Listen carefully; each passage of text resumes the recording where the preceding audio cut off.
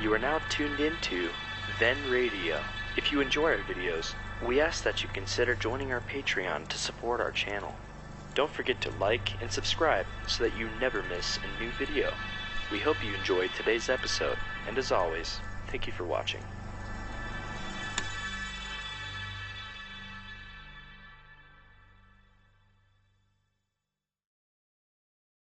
The Adventures of Sam Spade, Detective, brought to you by Wild Root Cream Oil Hair Tonic, the non-alcoholic hair tonic that contains lanolin. Wild Root Cream Oil, again and again, the choice of men who put good grooming first.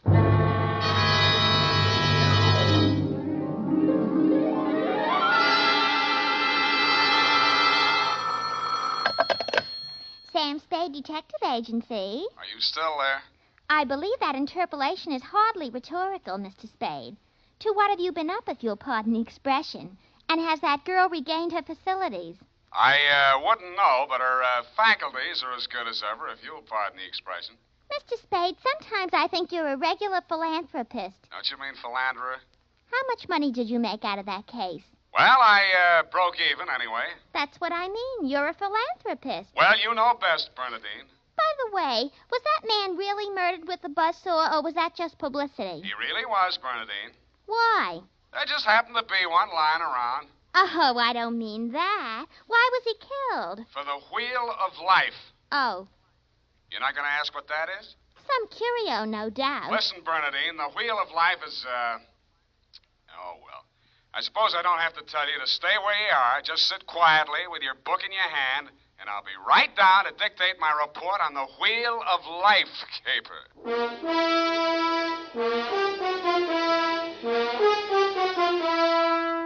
Dashiell Hammett, America's leading detective fiction writer and creator of Sam Spade, the hard-boiled private eye, and William Spear, radio's outstanding producer-director of mystery and crime drama, join their talents to make your hair stand on end with the Adventures of Sam Spade.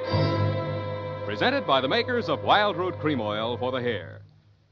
Come on, mister, give the gals a break. Treat 'em to a look-see at a really handsome head of hair. Neat, well-groomed hair, the way yours is going to look when you spruce up with Wild Root Cream Oil Hair Tonic. Famous Wild Root Cream Oil grooms your hair neatly and naturally, relieves annoying dryness, removes loose, ugly dandruff. So, how about it, men?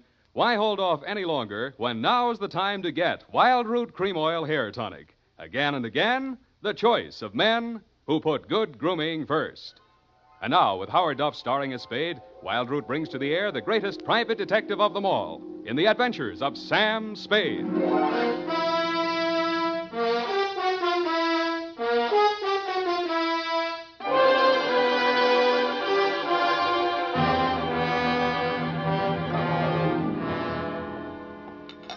I went down to St. James Infirmary to see my baby there. Ready, Bernadine, little flower? I'm way ahead of you. Keep it clean.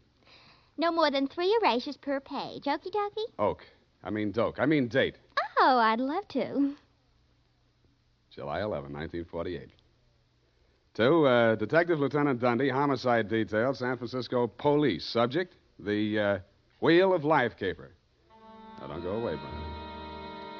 I don't know why these things always have to happen to me. Under private detectives in the San Francisco Classified Directory, they're listed somewhere in the neighborhood of 60 agencies, several with large display ads. But somehow she managed to find me. It's all so strange, Mr. Spade. I hardly know where to begin. Well, the beginning is always a pretty good place to start, Miss O'Farrell. Yes, the beginning. It was like waking out of a nightmare you can't remember. Everything seemed out of proportion. Even the buildings along the street seemed to be leaning at a crazy angle. And then I realized I was traveling down a hill. I looked wildly around for something to help me get my bearings, and there was a street sign, O'Farrell. It stuck in my mind, so I gave it to your secretary when she asked for my name. Uh-huh. What's your real name? I don't know. I don't know who I am, where I came from, or where I'm going. Mr. Spade, I'm so frightened. Now, wait a minute. A lot of people suffer from temporary loss of memory. Most of them recover. But amnesia is a sickness, and I am not a doctor. Oh. And you won't even try to help me? Well, I can give you the name of a good head doctor right here in the building. There's also Missing persons. Oh, but I'm not a missing person. I'm right here. Yeah, I mean, where you aren't, somebody might be missing you, n'est-ce pas? But the police... Oh, I'd rather not. I might be wanted for some crime.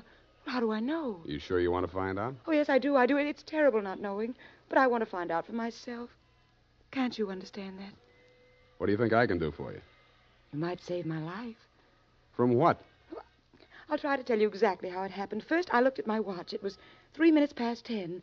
The cable car stopped at the corner and a man got on. I couldn't remember ever having seen him before, but then I couldn't remember anything. He sat down beside me and he caught hold of my arm. I tried to pull away. Well, you can see the marks where he... Yeah. Well, who was he? He acted as if I were... I think I know what you mean. Did you find out who he was? No, I was too frightened to speak.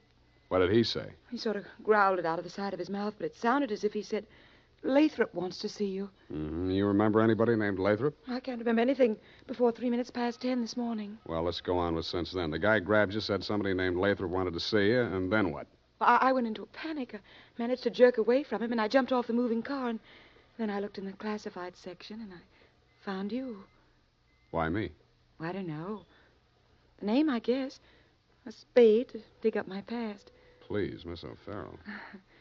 Do you think I'm very silly? No, I think you're very beautiful. I wish you could remember whether you're married or not. Oh, no. Well, at least I have no wedding ring. What have you got? I mean, besides what's visible. Well, I couldn't find much of anything. I went over my clothing. There don't seem to be any marks of any kind. Oh. Well, you got any money? Well, a little over $300. Let's have it. The purse, too. All right. Uh-huh. Lipstick, aspirin, bobby pins, Kleenex. Nothing here. They couldn't have been bought in any drugstore. Powder. Hey, what kind of powder is this? Then there was this in my coat pocket. Match folder. Sailor's Rest Bar, Hotel Calcutta, 1100 Embarcadero. Little number written inside. 120. What's that, a room number? I don't know. My purse, you have to destroy it. Here's $10 of your own money. Buy a new one. Wow. Did you find something? Coin, Chinese bit. Good luck piece, probably sewn in by whoever made it, maybe in China. That ring any bells? No. No, I'm afraid not. Shoe. What? Your right shoe. Let's see it. Take it off. You aren't going to tear it up the way you did the purse, are you? Dust. Plaster dust. Is that a clue? I don't know, is it? I'm not a detective. Well, you are in this case, baby. If it doesn't mean anything to you, it doesn't mean anything. Well, it doesn't. And that's everything. What am I going to do? Well, let me see. First, we better give you a name. O'Farrell's all right. You look like, Lana would do, but, well, that's in use. How about Poppy for forgetfulness? Poppy O'Farrell. That's a funny name. No, you think so? Huh? I think I like it. You do? I think I like you, too.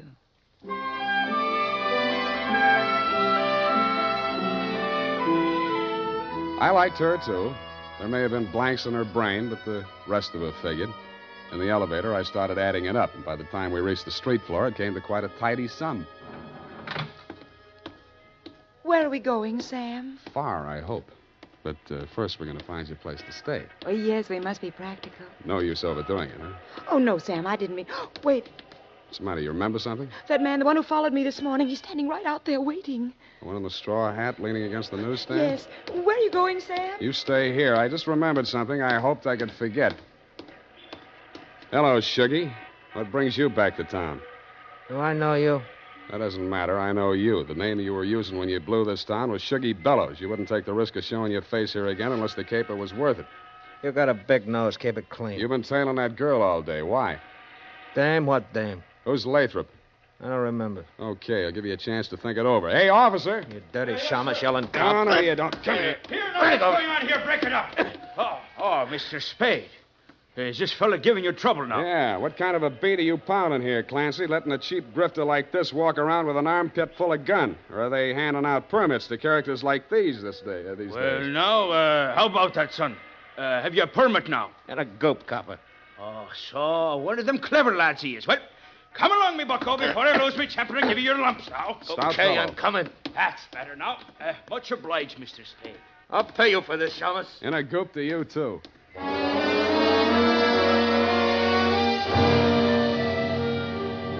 I was sure he would, but I was also sure that I wouldn't have to worry about him for the rest of the night.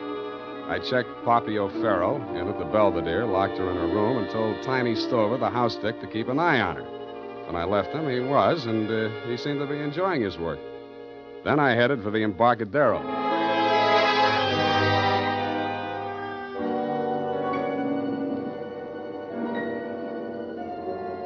I found the Hotel Calcutta, but I couldn't find the lobby. There wasn't any. It had been squeezed out by the Sailor's Rest Bar. So I tried the bosun-type bartender. Howdy, mate. You got business aboard? Yeah, where do I find the purser? Hey, went ashore. All the officers went ashore except the janitor. He's passed out in his bunk. Oh? How about the passengers? You're in the thick of them right now. They spend most of their time and their money right here. Which one belongs to 120? You a dick? Yeah, but I got $10. Well, what I can tell you ain't worth it, but thanks anyway. He stayed in his cabin. I only saw him at once. That's when he went ashore. I says to the deck steward, that's room clerk to you, who's a general. He says, name of Korolenko.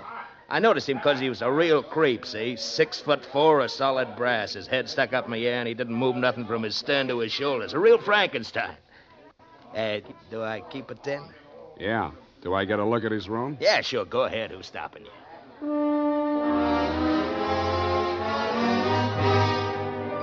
So I went. Nobody stopped me until I opened the door to 120. Then I stopped myself. It was an inside room with one small window and an air shaft, but it looked as if a flurry of snow had blown in. The floor and the rest of the flat surfaces were sprinkled with a fine, dirty white powder. It wasn't snow, it was dust, plaster dust, like the stuff I'd found in Poppy's handbag and on her shoes. I shook the place down, not expecting to find anything. I didn't until I opened the wardrobe.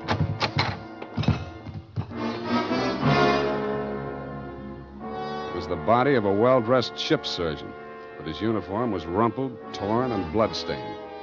From the look of him, his throat had been cut. I wondered if Poppy would be able to jog her memory that far back. When I found the murder weapon, I hoped she couldn't. I really did. It was not a knife. It was not even a razor. It was an electric buzzsaw. That tore it.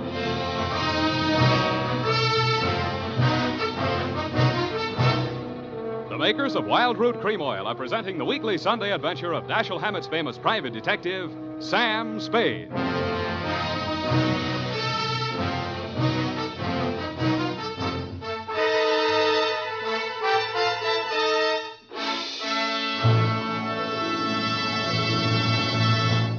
If you want the well-groomed look that helps you get ahead socially and on the job, listen. Recently, thousands of people from coast to coast who bought Wild Root Cream Oil for the first time were asked, how does Wild Root Cream Oil compare with the hair tonic you previously used? Better than 4 out of 5 who replied said they preferred Wild Root Cream Oil. And no wonder.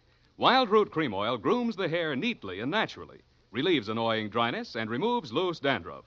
What's more, non-alcoholic Wild Root Cream Oil is the only leading hair tonic that contains soothing lanolin. So ask for Wild Root Cream Oil Hair Tonic. Again and again, the choice of men who put good grooming first.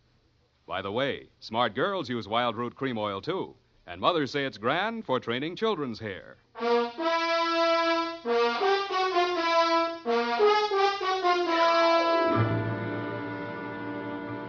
And now, back to the Wheel of Life caper. Tonight's adventure with Sam Spade.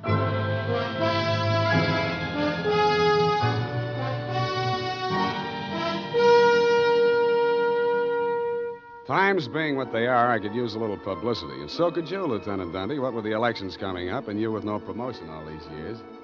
This one time, I got it instead of you and wished I hadn't. The morning papers called it the Buzzsaw murder and went on shamelessly from there. Horror killing related by Private Eye. Stan Slade, ex-Pinkerton man, mum on mystery woman. Elderly sleuth, dodges photographers, denies hotel visit, was in bed with Apple and good book, says Peeper. There wasn't a word of truth in it, mainly because nobody could get at the facts. I wasted most of the day down at headquarters trying to find out what name Shuggy Bellows had been booked under. Then I dropped in at the Belvedere. Poppy had checked out. I decided to go back to my office and drink poison. I hardly got the desk drawer open when a sobering influence walked in. a Mr. 6'4" of solid brass. The Frankenstein who had been described to me by the bartender as the occupant of room 120. Excuse me. I am Korlienko. Please, I shall sit down. I am so heavy. Make yourself at home. Oh. Mr. Spade. Slade.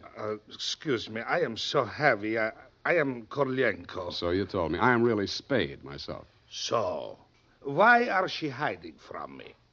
Who? That girl, Miss Paget. Her I am paying 1 month in advance, $300 American. Me, she have dessert.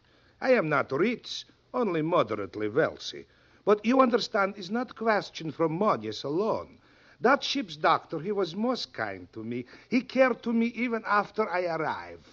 Now he are dead for his pains, his dirty trick. Yeah, I know how you feel. Now, if you'll take it a little easy, I think we'll get farther.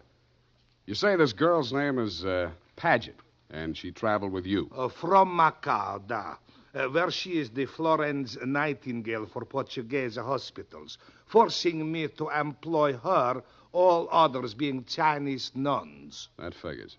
You sick? No, only I am so heavy. They are breaking my back in traffic accident, rickshaw collusion. You're wearing a plastic cast? Yes, like a turtle, I am closed with my neck sticking out. Look, see? Now it is better as before. The ship's doctor trimmed the rough edges with buzzsaw. Buzz, buzz, buzz, I can walk. But it's like suit from armor, for which I alive. Look.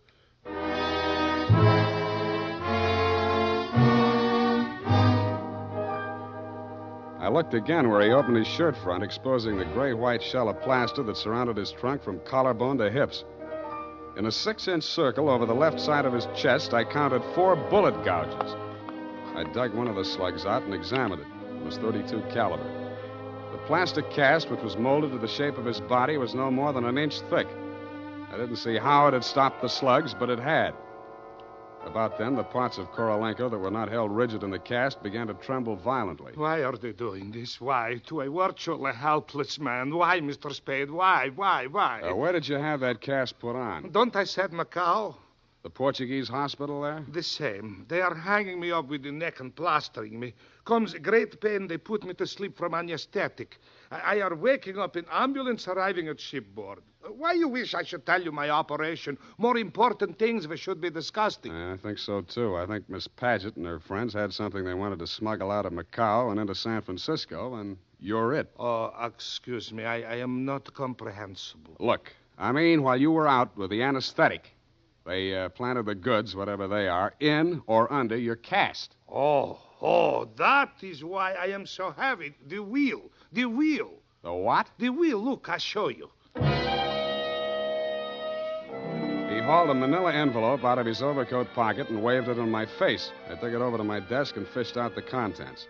It was a set of X-ray films. 3 of his spine, showing the fractures, 4 of the skull, 3 I couldn't figure out, and 1 of his rib cage, only something new had been added. In silhouette, it looked like the wheel off of a child's wagon. What is it, this wheel? What to do? 6 months I must remain in this straitjacket. If I remove it, I die. If I keep it on, they kill me to get their smuggled. Well, you look to me like the luckiest man alive. That wheel, or whatever it is, saved your life by stopping 4 slugs. But still I shall die. How shall I die? When shall I die? Your best advices, please. Korolenko, I think you better die right now. Excuse me? It's the only safe place for you. The morgue.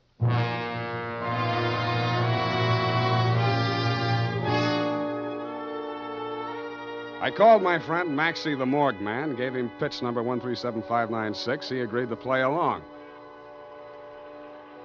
An hour later, I stood on the curb, head bowed, hat in hand, as the morgue wagon drove away into the gathering mist.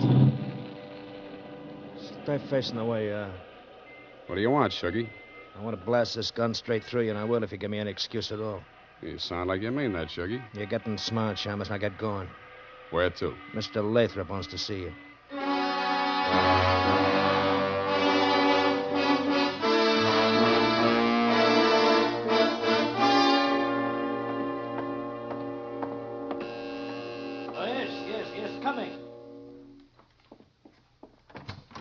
Ah, Shuggy, dear boy. You've not failed me this time. This will be the fabled Mr. Spade, eh? Come in. Ah, sit down, Mr. Spade. We'll talk. Tell your Gunzel to get that pistol out of my ribs. Oh, yes, indeed, Sugar. You mustn't overdo it. And get him out of here. I'm tired and nervous, and my price goes up $1,000 every minute he's in this room. When I get to 10,000, I kill him. Then the price jumps to 100 to take care of me on a murder rap. I should ought to plug you downstairs. Come, Sugar. Don't be ungracious. You wait in the other room now. Okay, it's your party. I get mine later. Oh, dear. His bite's much worse than his bark, Mr. Spade. Don't start boring me so early in the evening. I came here to talk about the wheel. Oh, so you know about the wheel. I do better than that. I've got it. That may well be, but do you know what to do with it? I got two possibilities. I can turn it over to the cops and you with it, or I can sit on it until it hatches. A quaint conceit, sir. Round and round the little wheel goes, and where it shall stop, nobody knows. That's where you're wrong. It stops right here. So you better start placing your bets. Just what do you mean by that, sir? There's part of it. What is it? It's one of the slugs you Gunzel threw at Korolenko. I got 3 more just like it that I dug out of him before he was carried to the morgue. Well, an advantage, I'll admit, but hardly worth your while to take advantage of. Don't be too sure of that. Just how much do you know about the wheel? So far, it's been worth 2 human lives to you at the risk of your own. That tells me all I need to know. Oh, no, not quite. Men have been killed in hold-ups for a few paltry sovereigns, but the wheel is a horse of another color. Let's not change wheel horses in midstream, Mr. Lathrop. Yes. You must understand that the wheel has no absolute finitive value. Monetarily speaking, the British Museum might pay close on to £5,000, hot as it is, for the privilege of returning it.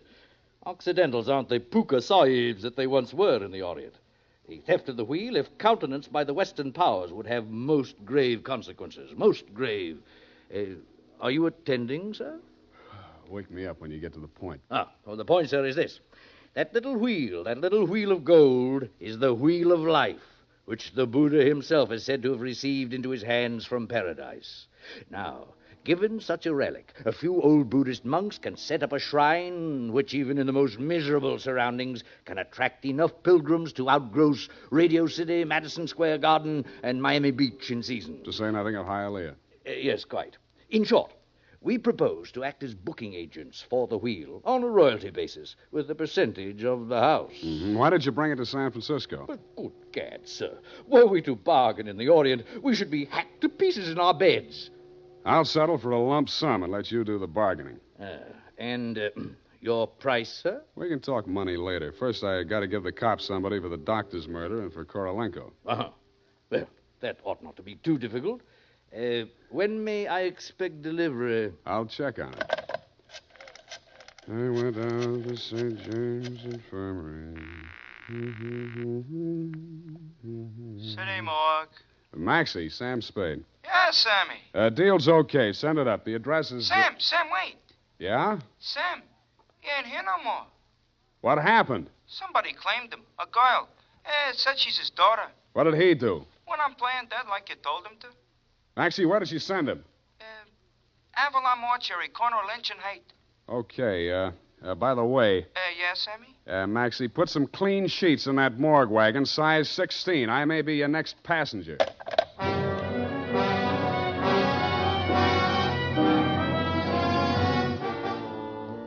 At the Avalon Mortuary, the night watchman let me in. He said Mr. Korolenko's daughter had brought an overnight bag and was keeping a vigil by his beer in slumber room number 7.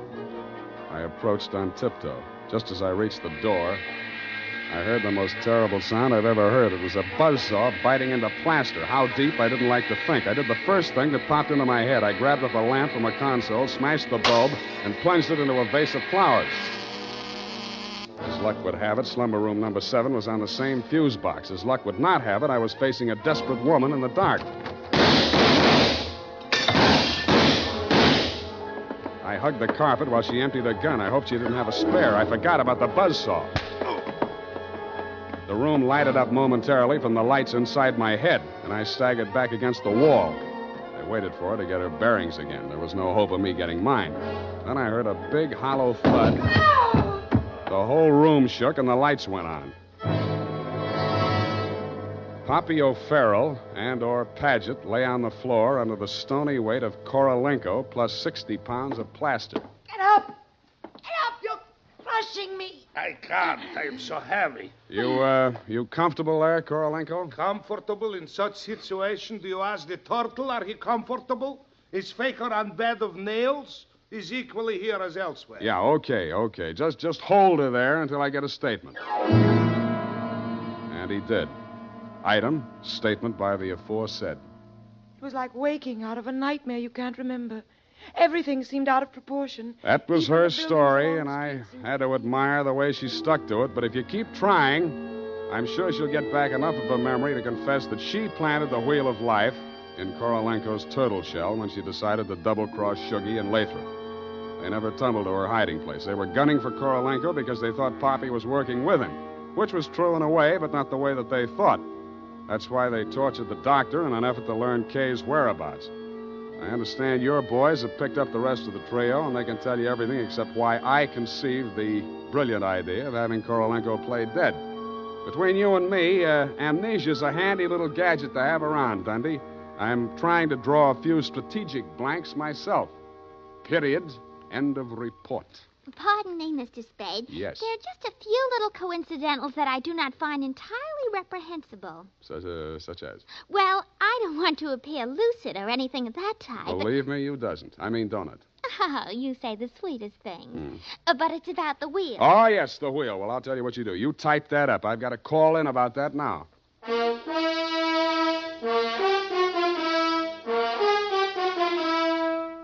Tonight, when you're making out your must-do list for tomorrow, why not include a reminder to get Wild Root Cream Oil for the hair? Honestly, men, you'll be delighted with the neat, natural way Wild Root Cream Oil grooms your hair. The way it relieves that annoying dryness and removes loose, ugly dandruff. Just try it and see if I'm not giving you a good steer. Make a note right now to call at your drug or toilet goods counter for Wild Root Cream Oil. Get the big economy bottle and the handy new tube that's easy to pack when you travel. Also, ask your barber for a professional application of Wild Root Cream Oil Hair Tonic. Again and again, the choice of men who put good grooming first. Did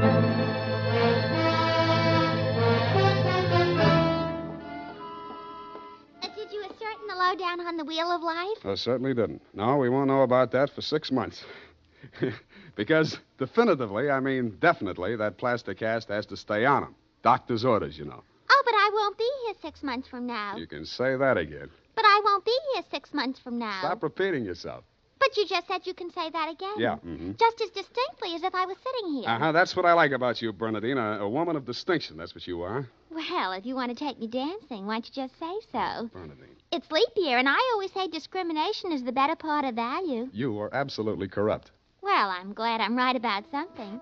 Good night, Mr. Spade. Good night, and I'll say if it kills me, sweetheart.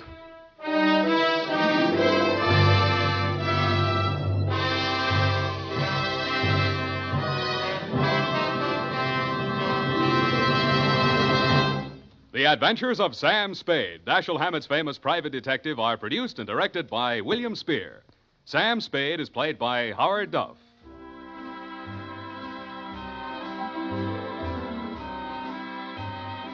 The Adventures of Sam Spade are written for radio by Bob Tallman and Gil Dowd, with musical direction by Lud Gluskin. Gil Dowd directed tonight's broadcast in William Spear's absence. Join us again next Sunday for another adventure with Sam Spade, brought to you by Wild Root Cream Oil. Again and again, the choice of men who put good grooming first. This is Dick Joy reminding you to get Wild Root Cream Oil, Charlie. It keeps your hair in trim. You see, it's non-alcoholic, Charlie. It's made with soothing lanolin. You better get Wild Root Cream Oil, Charlie. Start using it today. You'll find that you will have a tough time, Charlie, keeping all the gals away. Hiya, Baldy. Get Wild Root right away. If you're thinking of volunteering for the U.S. Army or Air Force, here's a word of reassurance. As an Army and Air Force man, you'll become a skilled professional in a specialized field. The training you get will always be useful, not only in military, but in civilian life as well. This is CBS, the Columbia Broadcasting System.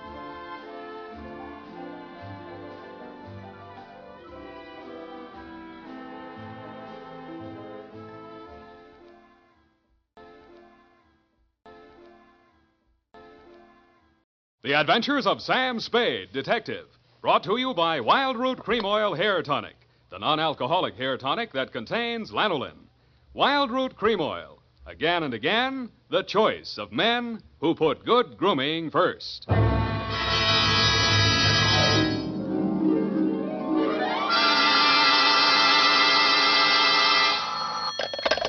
Spade Detective Agency. Bernadine, anything wrong? You sound almost human. It's not Bernadine, Sam. It's me, Effie. F! But I'll tell Bernadine about your compliment. How are things? Well, I've made out as best I could. I don't want you to think that I begrudged you a vacation. After all, you have worked hard. You did deserve it. Sam Spade, is that all you have to say to me? I'm not putting the blame on you. After all, it is a state law, so I can hardly accuse you of letting me down at a time when I needed you most. Well, you might at least ask me if I had a good time. I'm sorry if your conscience bothered you. Oh, well, it didn't. I had a divine time, and I met all sorts of interesting people. Mostly men. You don't say. What else? Well, it was this desert ranch, with a lot of buttes around. You mentioned those. No, Sam, no. They're the result of erosion. Those outdoor types, they go to pieces. Sam, are you pulling my leg? Not over the phone, Effie, but stay where you are. I'll be right down to look at your snapshots. And when you have the time, I'll dictate my report on the missing Newshawk caper.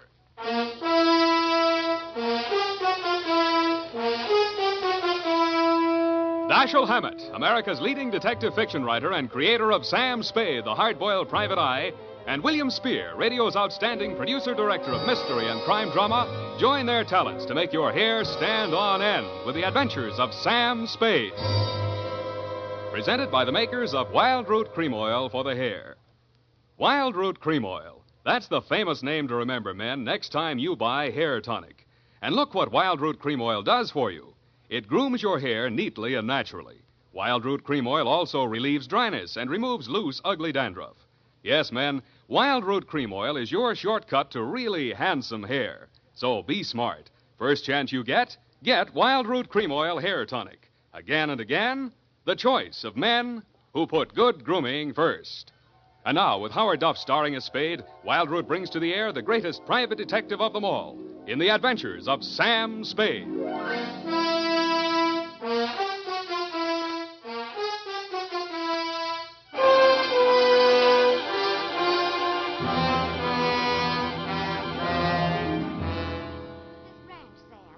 Outside of Kanab on Virgin River. Kanab, the Pearl of the West. Uh-huh. And did I mention the buttes? Oh, well, they're very interesting. The result of erosion. Yes. And it's authentic, too. Fay Hamlin's ranch. You, mean a working ranch? Yes. You see, that way you get into the spirit. Mm-hmm. My job was to feed the chickens. And that's how I met him. One of the buttes? Oh, Sam, he's a very cultured gentleman. Culture smulcher. What's he do for a living? He cures stammering. You don't say. What's his name? Charlie Shank. Charlie Shank? He's the founder of the Shank Institute of Articulative Correction, which I should learn. Articulative Correction. Where is this institute? Oh, I have the address here. General Delivery, Butte, Montana. Mm-hmm. You're sure you didn't help him break parole, Effie? Oh, no. We just went on long walks together. Where to? Oh, different points of interest. Like Wolf Canyon. Figures. Uh-huh. He invited me on this camping trip. Honorable, of course. Mm. But I couldn't go on account of my sunburn. I had an awful. I've still got it, you see. Mm. And then he went back to Butte. He had to leave in such a hurry he couldn't even say goodbye. Well. It was a pity, too, because an old friend he hadn't seen in years came looking for him just a few minutes later. With a warrant? No, he was an attendant in a nearby hospital. Mental? Oh, yes, very intelligent. He read me some of his poetry. Maybe you've heard it. A loaf of bread, a jug of wine, and thou. Wait a minute. Isn't that the Rubaiyat of Omer Khayyam? That was written by a guy named Fitzgerald. Well, of course. That's his pen name. Quite a penman. Yes, but he's paid his debt to society. And the other time it was a bad beef. Oh, naturally. He told me all about it. Sure. He cried on my shoulder afterwards. Sweetheart, when you make a mistake, it's a beaut. Sam, nothing happened. Well, I'm glad he cured you of stammering, anyhow. Ready? Oh, yeah. I've got a brand Work, new you notebook. know. Life goes on. I've got a brand new notebook, Sam. I'll just turn over a new leaf. Not a bad idea, dear. Date July 18 to Mr. Alex M. Youngblood. Try that again. Mr. Alex M. Youngblood, P.O., Box 317, San Francisco, From Samuel Spade, license number 1375596. Dear Mr. Youngblood, I need a vacation myself. You need Charlie Shank. You sound tired, Sam. Fortunately, until I met you, my only experience with any of the men and women who make your newspaper run had been with one of your corner newsboys who shortchanged me 2 times within as many days. I have not read your rag since. But your name looked imposing, and so did the $300 check upon which you had written it.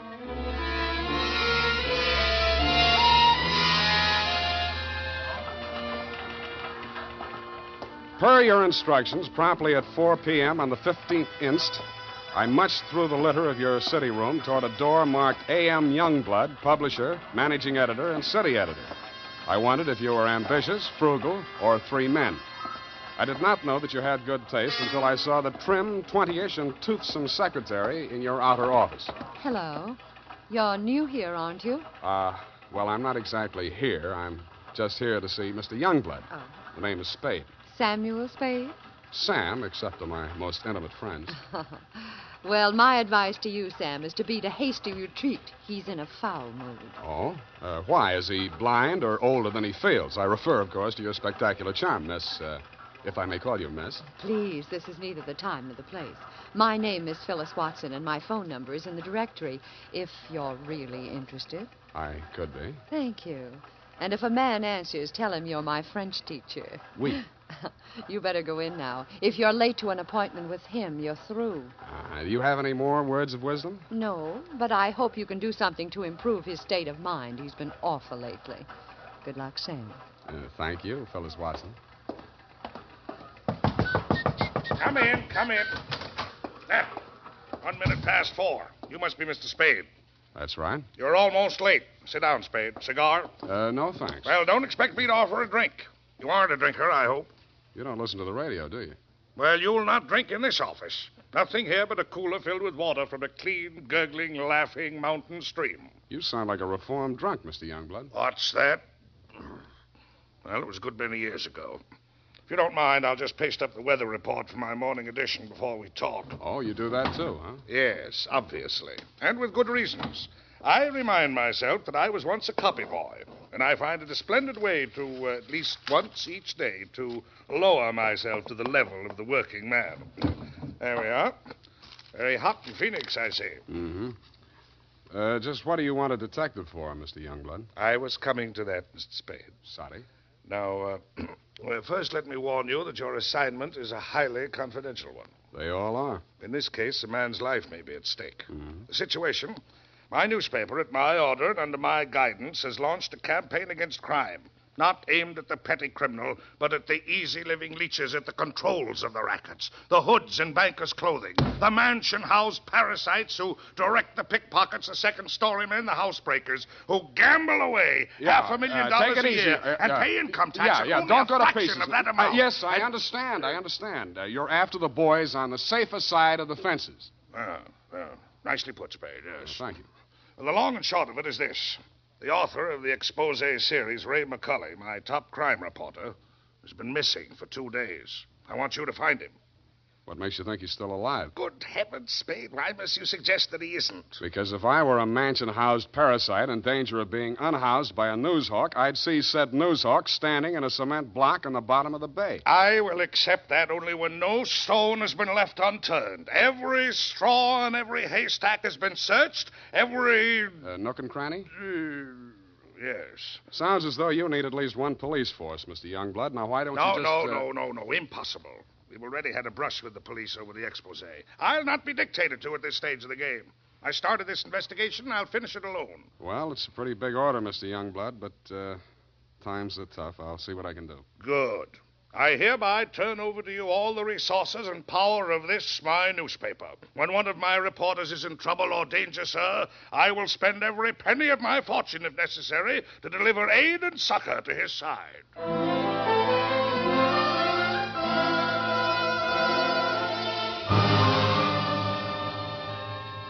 You then gave me Ray McCulley's expose stories to date. I saw why you, his family and friends, and his creditors could have been worried about him. They were hot. One followed a stolen car from the time of the heist through the alteration of the body color, tire brands, license number, motor serial number to the time it was shoved onto a used car lot. They named names all the way through. and another did the same to the firm of Otter, Badger, and Mole, furriers, and alleged manufacturers of coats from clouted pelts. Ray McCully had dropped out of sight right after that story had been published. So I left your office hoping that I'd reach the address of Otter, Badger, and Mole before closing time. I did. The plushy showroom was occupied by a dozen attractive fur-bearing models, female, but wax. The live models, male, were wearing padded shoulders, pointed shoes, and coats tailored for underarm artillery. They would have looked more natural at Madame Tussaud's Waxworks, Bertram the burglar section. Hey, oh, hey, what'll it be? Something for the little woman? Where do I find Mr. Otter? You the law? Leo sent me. He's in his office. Come on. Oh, wait a minute. Don't crowd me. You say you want to see the boss? On business. Stop nudging me with a rod. In there, hey, move. Okay. Hey, boss. Yes, Woody? Here's Joe here to see you. Leo sent him. I'll nudge him in, Woody. No nudging, Woody. Well. So Leo's sending a man to see me. I wonder why. If you'll comb this character here out of my hair, I'll try and tell you. Sit down, Woody. Thanks. You're new in town. Yeah, that's why Leo sent me. A local muckraker named Ray McCully interviewed you. He also interviewed Leo, but it didn't get printed yet. Leo wants to find him. So do I. How can I help? Well, he walked out of here, went to his hotel, wrote the story, and mailed it in. That's the last anybody's seen of him. Leo was just sort of hoping that you'd already taken care of him. Not yet. That's all I wanted to know. Thanks. Just a moment. Yeah? Leo's sending you out alone? Why not? That's a tough boy, that McCully. He's got plenty of protection. That's what you need. What kind of protection? Go along with him, Woody. Who, me? You're Woody, aren't you? Now, look, Mr. Otter, I don't want to look a gift horse in the mouth, but the way I see it, this is a lone wolf type caper. Hey, what's the matter, hey? You think I'm too good for you? Well, Woody, I wouldn't say that. Good. It's settled then. Take care of him, Woody, and don't mix it up with any of Leo's boys. If he's out to get that rat McCully, he's our friend.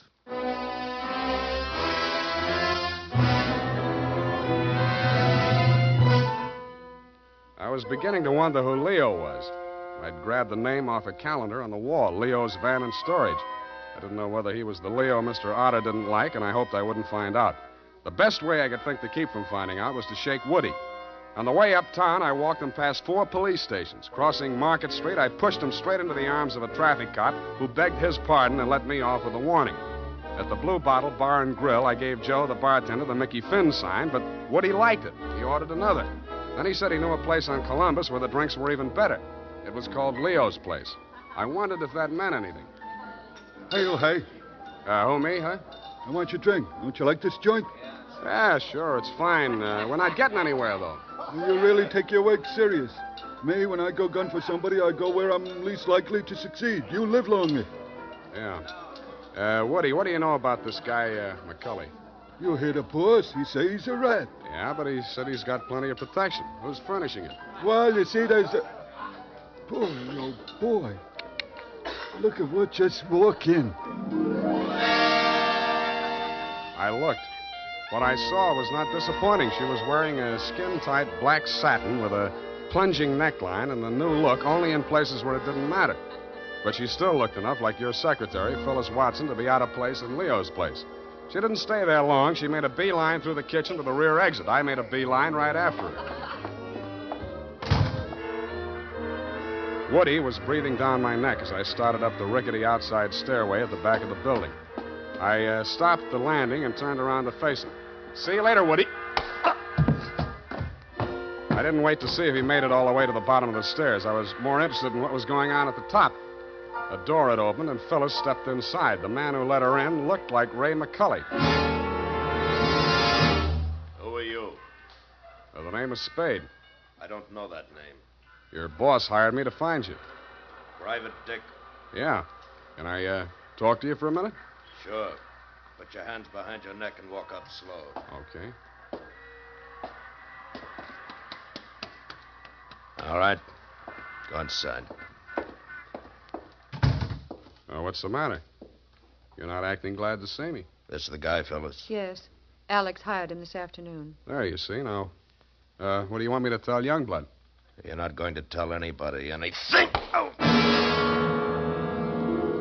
It caught me right behind the ear. The last thing I saw was that plunging neckline as Phyllis rushed forward. I didn't know whether she was rushing to my rescue or to get in a few licks of her own. 5 seconds later, I didn't care. As the design on the linoleum slammed up at me, I had just time to wonder why, of all the people who were looking for Ray McCully, I had to find him. Then I was out. Boing. Maced for my pains.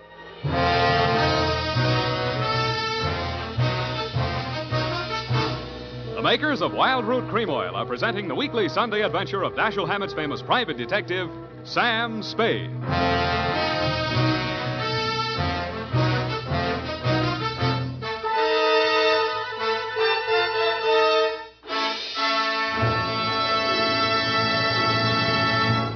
If you want the well-groomed look that helps you get ahead, socially and on the job, listen. Recently, thousands of people from coast to coast who bought Wild Root Cream Oil for the first time were asked, how does Wild Root Cream Oil compare with the hair tonic you previously used? Better than 4 out of 5 who replied said they preferred Wild Root Cream Oil. And no wonder. Wild Root Cream Oil grooms the hair neatly and naturally, relieves annoying dryness, and removes loose dandruff. What's more, non-alcoholic Wild Root Cream Oil is the only leading hair tonic that contains soothing lanolin. So ask for Wild Root Cream Oil Hair Tonic. Again and again, the choice of men who put good grooming first. By the way, smart girls use Wild Root Cream Oil, too, and mothers say it's grand for training children's hair.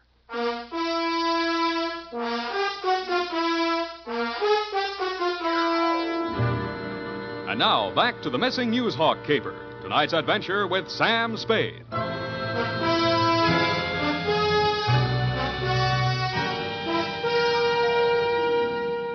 I was lying on the floor in a room with nothing in it but a sink, an army cot, a square of dirty linoleum, and a body. I staggered to my feet, ran some cold water over my head, and took a closer look. It was Ray McCully. He was a very dead, crusading reporter. He'd been stabbed clean through with a long-bladed kitchen knife. It said on the handle, property of Leo's place. I went through his pockets. In his wallet, a press card, a police card, union card, and 10 genuine, crisp, new $1,000 bills. That gave me a line on the killer. He was crazy. So was I. I left it on him, too. Folded up in his vest pocket, I found 2 newspaper clippings, one from the Chronicle and one from your paper. Both weather reports for the same date. It was very hot in Phoenix, according to both papers. But according to your weather report, the temperature in Needles, California was 135 degrees. That needled me. So did the slip of paper I found on his shoe. The number 9 and a date had been stamped on it with a rubber stamp. The date was the same as that of the weather reports. I turned it over. It said Ruthie's Booth, Manson Bowling Alley.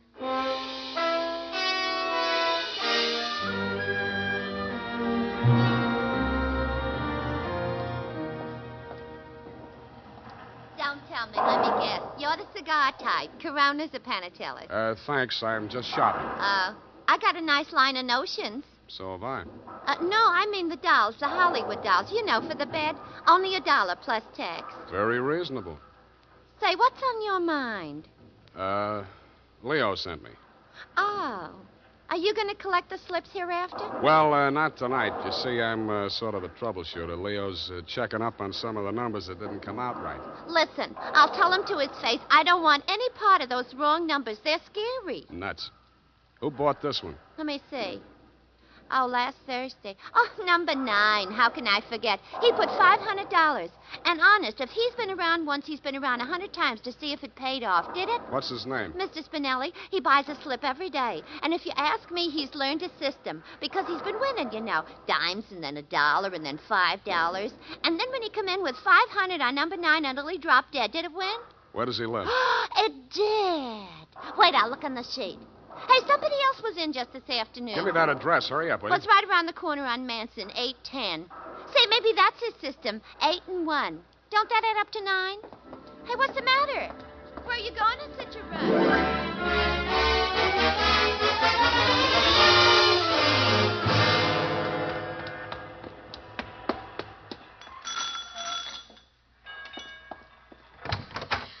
Please, come back later. Tomorrow. Next week. Are you Mrs. Spinelli? Yes, please. I had so much trouble. Is your husband home?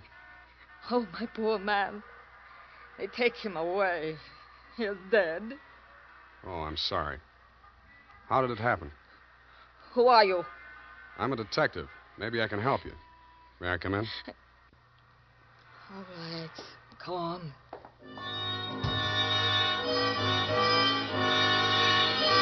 It took quite a while to gain her confidence, and after that, it took still quite a while to piece together the grief-stricken grumble of words that poured out of her. When I got it down in the form of a statement, I asked her to read it over.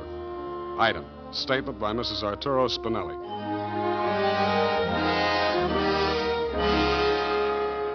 All the time he played those numbers, I told him they're just a bunch of gangsters. They don't let you win.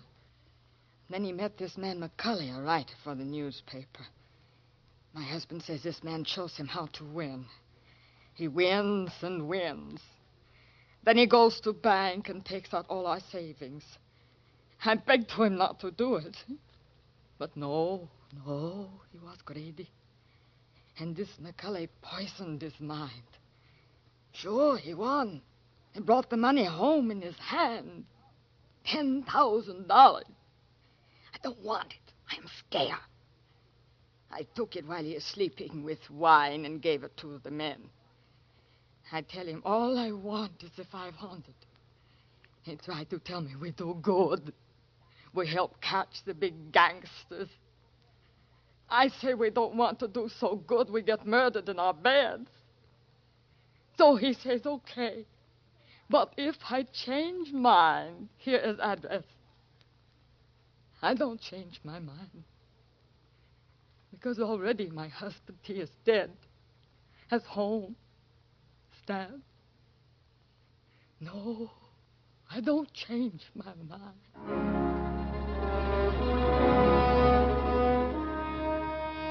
She signed it, and I left her alone with her grief. I wasn't working for you anymore, Mr. Youngblood. You hired me to find you a reporter, and I had. And I wished I hadn't. The rest of it I did for myself. You weren't in your office when I got there, but Phyllis was. I found her behind the city desk in the act of dropping tomorrow morning's weather report into the slot. I grabbed it out of her hand. What? Oh, it's you. Where's your boss? At home, I guess. We'll talk in his office. Come on. Sam, I can explain how I You're happened going to to be... explain plenty before I'm finished with you. Sit down. Oh, you... don't have to be so rough. What's the matter with you? Plenty. I'm stupid. I was stupid to take this job, and I was stupid to play it cagey with you. I should have beaten the story out of you before the trouble started. It's a little late in the day now, but not too late to send you up for McCulley's murder. Oh, you're insane. Ray McCulley was...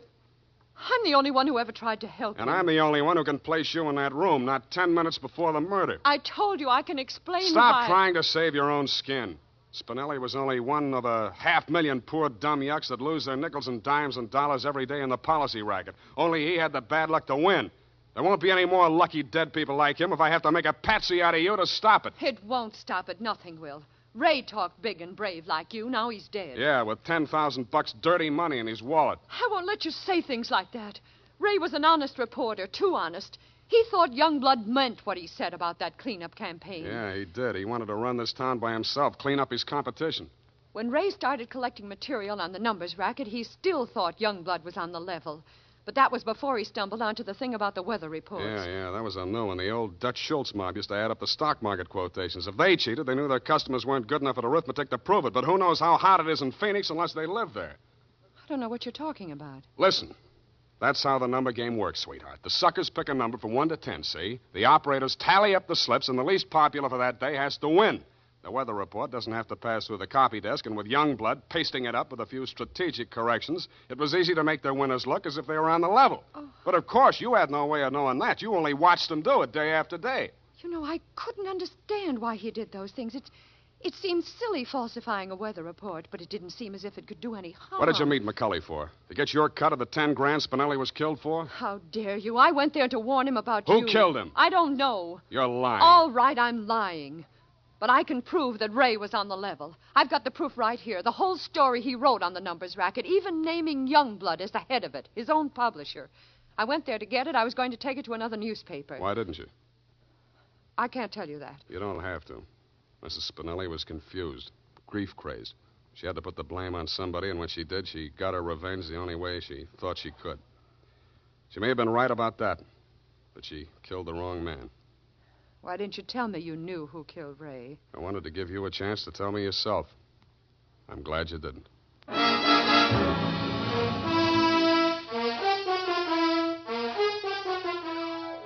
And that, Mr. Youngblood, is the crop. I'm sure you appreciate the fact that I gave the double scoop to your paper.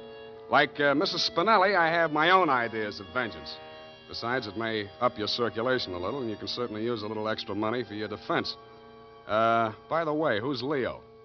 Period, end of report. But, Sam, Yes, Evie. I thought Mrs. Spinelli killed Ray McCulley. The vacation helped. You're absolutely correct. Mrs. Spinelli killed Mr. McCulley, if you'll pardon the expression. But why did she kill her husband? I was wrong. The vacation didn't help. You mean she didn't? She killed McCulley to avenge the murder of her husband. You mean Mr. McCulley killed Mr. Spinelli? Effie, stop. I'll go mad. Oh, you need a vacation, Sam. Look, type that up. The clatter of the keys may stimulate you to further cerebral activity. I beg your pardon, Sam? Brain work. Now, shoot. Oh, brain work. Oh, well, you know best. Tonight, men, or first thing tomorrow, get Wild Root Cream Oil and see what wonders it does for your hair. Notice how easy it is to apply. Notice what a neat, natural job it does of grooming your hair. Notice, too, how effectively Wild Root Cream Oil relieves annoying dryness and removes loose, ugly dandruff. No getting around it. Once you try it, you'll never be without it. So tonight, or first thing tomorrow, call at your drug or toilet goods counter for Wild Root Cream Oil. Get the big economy bottle and the handy new tube that's easy to pack when you travel. Also, ask your barber for a professional application of Wild Root Cream Oil Hair Tonic. Again and again, the choice of men who put good grooming first. Well, here it is, Sam. And you were absolutely right. The typing cleared my mind. It's all clear now except for one thing. Well, let's clear that up right away. Why did Mrs. Spinelli kill her husband? She did not kill her husband. Oh, I'm sorry. I meant, why did Mr. McCulley kill Mr. Spinelli? Kelly did not kill Spinelli. Who's Kelly? McCulley. McCulley's real name was Kelly? Now, let's start all over again. Disregard everything we said up until now. Make your mind a complete blank. All right, Sam. In the first place, McCulley did not kill Spinelli. That's what I said. It was his wife, wasn't it? Now, wasn't it, Sam? Oh, stop teasing me. Sam, why do you look at me like that? Effie, Mr. Spinelli was killed by one of the policy racket hoods to get back the 10 grand he won on the numbers game. Then how did the money get into Kelly's pocket? McCulley's. Why do you insist on using his alias, Sam? Effie, that was a tip of the tongue. I mean, look, Mrs. Spinelli took it to him because she was afraid her husband might be killed for Then it. why didn't they take the money when they killed him? Because Mrs. Spinelli had already taken it. Then she did kill him. Go home, Effie! All right, Sam. I'm sorry I'm so irritable to you, but I thought it's... Well, it's been so long since I've been here, you know, Sam, Angel, you're just tired. Vacations have a habit of doing that to you. After a week or two in the office, you'll be all rested up again. Now, take it easy. You act as though you thought my mind were affected. Come here. Sam, now don't, my sunburn. Oh, it hurts. It's nice to have you back.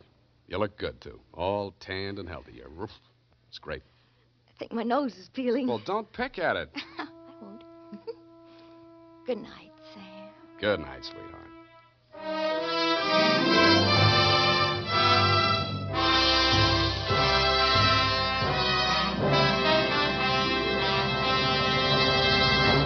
The Adventures of Sam Spade, Dashiell Hammett's famous private detective, are produced and directed by William Spear. Sam Spade is played by Howard Duff. Lorene Tuttle is Effie. The Adventures of Sam Spade are written for radio by Bob Tallman and Gil Dowd, with musical direction by Lud Gluskin. Gil Dowd directed tonight's broadcast in William Spear's absence. Join us again next Sunday for another adventure with Sam Spade, brought to you by Wild Root Cream Oil. Again and again, the choice of men who put good grooming first. This is Dick Joy reminding you to... Get Wild Root Cream Oil, Charlie. It keeps your hair in trim.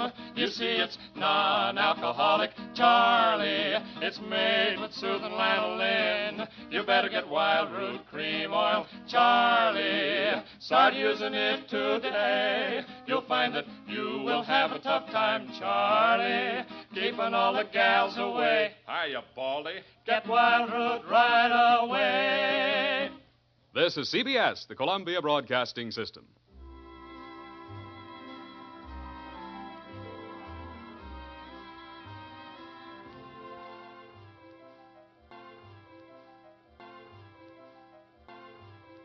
Adventures of Sam Spade, Detective. Brought to you by Wild Root Cream Oil Hair Tonic, the non-alcoholic hair tonic that contains lanolin. Wild Root Cream Oil. Again and again, the choice of men who put good grooming first.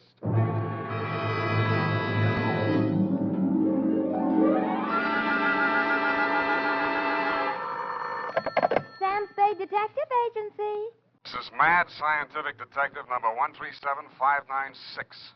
Sam, no matter what anyone says, I'll stand by you. You're nothing of the sort. Not scientific? Of course not. You're two-fisted. Well, thanks, Effie. And that ain't all, Effie. I was actually mistaken for a convolutional melancholiac. Oh, Sam, are you all right now? Wrong diagnosis, Angel. It turned out to be melancholia catatonica.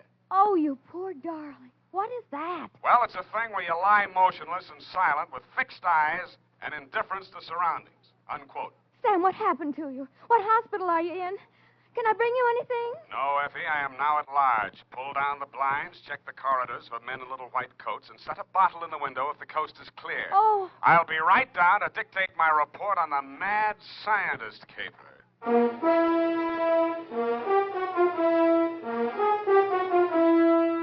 Dashiell Hammett, America's leading detective fiction writer and creator of Sam Spade, the hard-boiled private eye, and William Spear, radio's outstanding producer-director of mystery and crime drama, join their talents to make your hair stand on end with the Adventures of Sam Spade.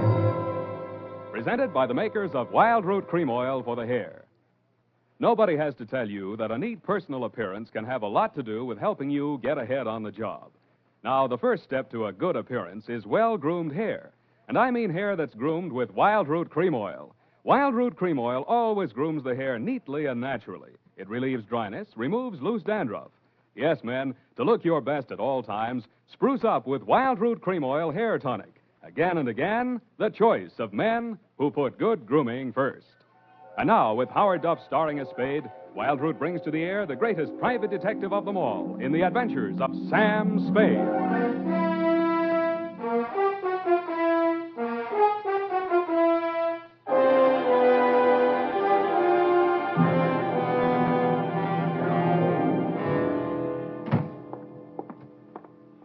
Effie! Come in, Sam. The coast is clear. Where are you? Why is it so dark in here? Well, I had to put the lights out. The blind stuck. I couldn't get it down. The heat's off, Effie. Let there be light. Oh, I'm so glad. Now, let me look at you. Don't look at me like that and stop whispering. Oh, Sam. Did you get me all upset like that just for a joke? It's no joke, sweetheart. You really sick? Yeah, just sick of some of the types I made in this business. Oh, that. Date July 25, 1948, to Detective Lieutenant Dundee, Homicide Detail, San Francisco Police, from Samuel Spade, license number 137596. Subject, the Mad Scientist Caper. I worry so. Dear Dundee, he looked like a mad scientist, and that's exactly what he was. His eyes had a wild gleam in them, his hair was a wild tangle, and he was wearing a wild assortment of clothing that looked as if they'd been slept in shifts. He leaned across the desk at me and said, "They have stolen my secret formula." "They have? Gee, that's too bad." "Oh, you think I'm crazy?" "I don't know yet. I just met you." "My name is Raymond Fox. Does that mean anything to you?" "Raymond Fox. Yeah, I think it does, but I don't quite remember what." "I invented the helioscope." "Helioscope? No, that wasn't it." "I also synthesized hydroxylamophotochronaton." "That was it." "Yes, but unfortunately, production costs were prohibitive." "Uh-huh, but you didn't let that discourage you." "Oh, no, indeed. You see, after a brief illness, I was back in my laboratory, perfecting my greatest contribution to science, what may prove to be the greatest contribution of science to humanity. I call it penetron." "Penetron?" "That is what they have stolen, the secret formula for penetron." "Penetron, huh? Now, what exactly is penetron, Mr. Fox, and who are they?" Well, penetron is a plastic with a molecular structure which repels atomic radiation more efficiently than lead, yet weighs less than aluminium. "Oh, that. Do you realize the significance of this?" "Well, And imagine a motor no larger than a cigar box, with a power potential that even I don't believe, but they do. "Who's they?" Grierson Enterprises. Now, how do I know this? When I applied to the patent office to protect my discovery, I received this letter. Here, go on, read it for yourself. Commissioner of Patents, Washington, D.C. Dear Mr. Fox, your application for patent on formula designated under the trade name Penetron is hereby rejected. You see.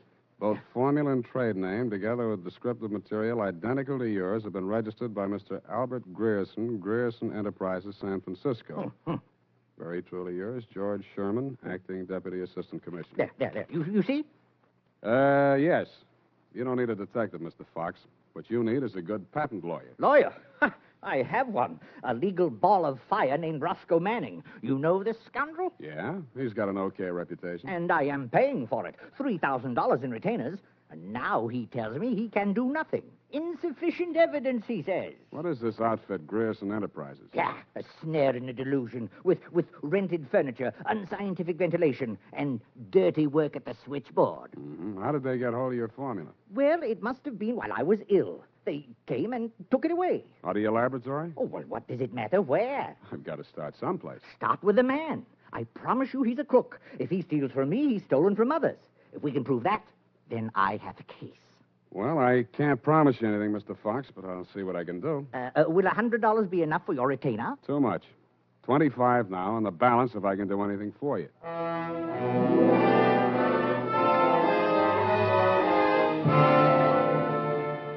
I doubted if I could even earn the 25, but if he wanted to gamble, it was okay with me. The offices of Grierson Enterprises were pretty much as he described them, a beautiful front, especially at the switchboard. Gerson Enterprises, good afternoon. No, Mr. Gerson's out of town. No, I don't know when to expect him. I'll be right with you. That's good news. Gerson Enterprises? No, he is not. No, I do not, and he doesn't want to talk to you in any case, Mr. Manning. Oh, if it would just stop. Can't you shut it off? I might as well. Nobody seems to believe me anyway. You aren't looking for him, too, I hope. Oh, please, just tell me you're selling magazines or collecting salvage or just anything. My card. Oh, detective. Mr. Gerson hasn't done anything, has he? That's what I want to find out. My client says he swiped the secret formula. Oh, not that maniac. You don't look the type. You know he's mad, don't you? Maybe yes, maybe no. Personally, I'm crazy about money. Mad money, pin money, or dirty money. Your employer didn't happen to leave any lying around, did he? No, but he has a charge account at a bar downstairs in the building, and it's nearly 5 o'clock. Could you cross-examine me there? I thanked her as gallantly as I could under the circumstances. She said, "Wait here, I won't be a minute." And while she was gone, I made a quick frisk of the office. The file cabinet was empty. Grierson's desk contained nothing but 2 unsharpened pencils, tobacco crumbs, a rubber band, some rusty paper clips, an old gas bill, a glass ampule, broken, labeled sodium denadrine for intravenous injection, and a business card from one Roscoe Manning, attorney at law.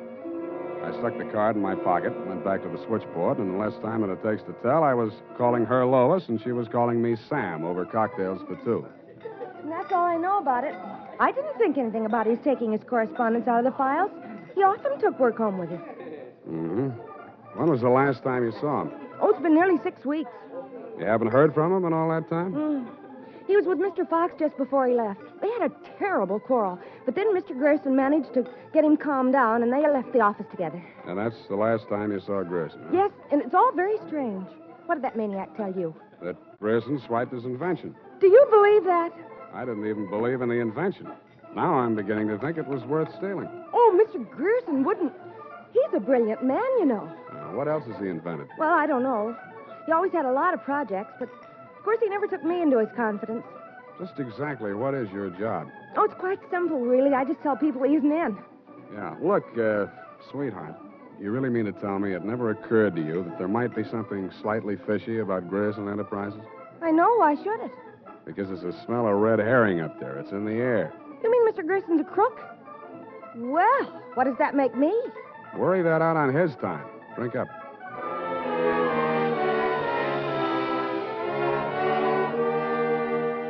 She looked as if she were telling the truth. Though with women, especially blue-eyed women, that doesn't always mean anything. If she had anything more to tell, she obviously wasn't ready yet to tell it. I asked her to come up and listen to my Herb Jeffries records. She said my apartment needed a woman's touch. I handed her a broom. She hit me on the head with it and left. And so to bed. Up the Times and phoned my client. He wasn't in. Then I phoned a guy I know who sometimes knows about things and asked him what sodium denadrine was. He said it was a sedative and or truth serum, a mental-type drug. I wondered what Grierson had been using it for during office hours. I also wondered what else he'd been spending money for. I phoned another guy who knows about other things, and he called me back with the name of Grierson's bank, Golden Gate Trust. An hour later, to my surprise, I actually had something to go on. because in the past 6 weeks, checks totaling $50,000 had been deposited at Grierson's account, all drawn on the Citrus Exchange Bank of San Anselmo and all bearing the signature of one Carl Birdwell, M.D. He wasn't hard to find. It was a big place on the outskirts, and the sign on the gate said Mary F. Hotchkiss Hospital for the Mentally Deranged. Dr. Birdwell's cottage was one of 5 without bars on the windows. He was spraying his roses. You're that cystodectomy of Dr. Kobler's. How are those convulsions? Coordination all right? Can't complain. Got the use of your fingers back? Good. Pick up those shears. I want all those ragged edges. Cut off the hedges. Well, why don't you hire a gardener, or did those checks to Grierson use up all your ready cash? Eh? I thought you were the cystodectomy. Good Lord, you're that convolutional melancholiac. You're not allowed out on the grounds. Guard! Guard! Now, wait a minute, Doctor. Matter. This one acting up? Take him back. I sent for the cystodectomy. This is the wrong man. You're crazy. Come on. Let go of me. I'm not a patient here. I'm a detective. Yeah, and I'm Sherlock Holmes. Come on, now, back to the violent war. Come on, lay off. I got an office in San Francisco. I can prove it. 137596. Okay, Dr. Watson, but come on, come on.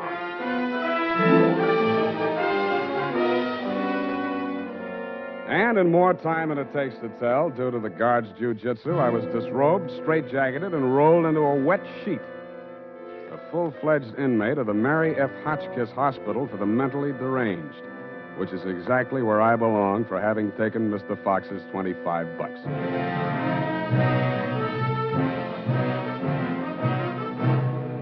The makers of Wild Root Cream Oil are presenting the weekly Sunday adventure of Dashiell Hammett's famous private detective, Sam Spade.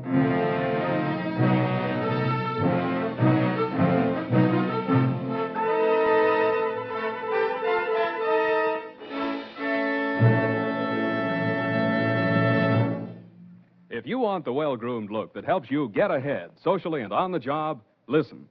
Recently, thousands of people from coast to coast who bought Wild Root Cream Oil for the first time were asked, how does Wild Root Cream Oil compare with the hair tonic you previously used? Better than 4 out of 5 who replied said they preferred Wild Root Cream Oil. And no wonder.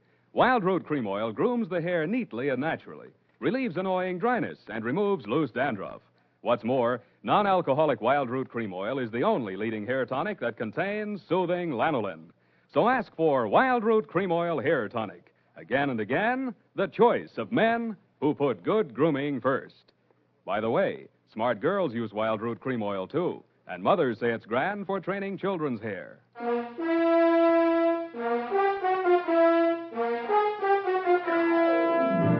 And now, back to the Mad Scientist Caper. Tonight's adventure with Sam Spade.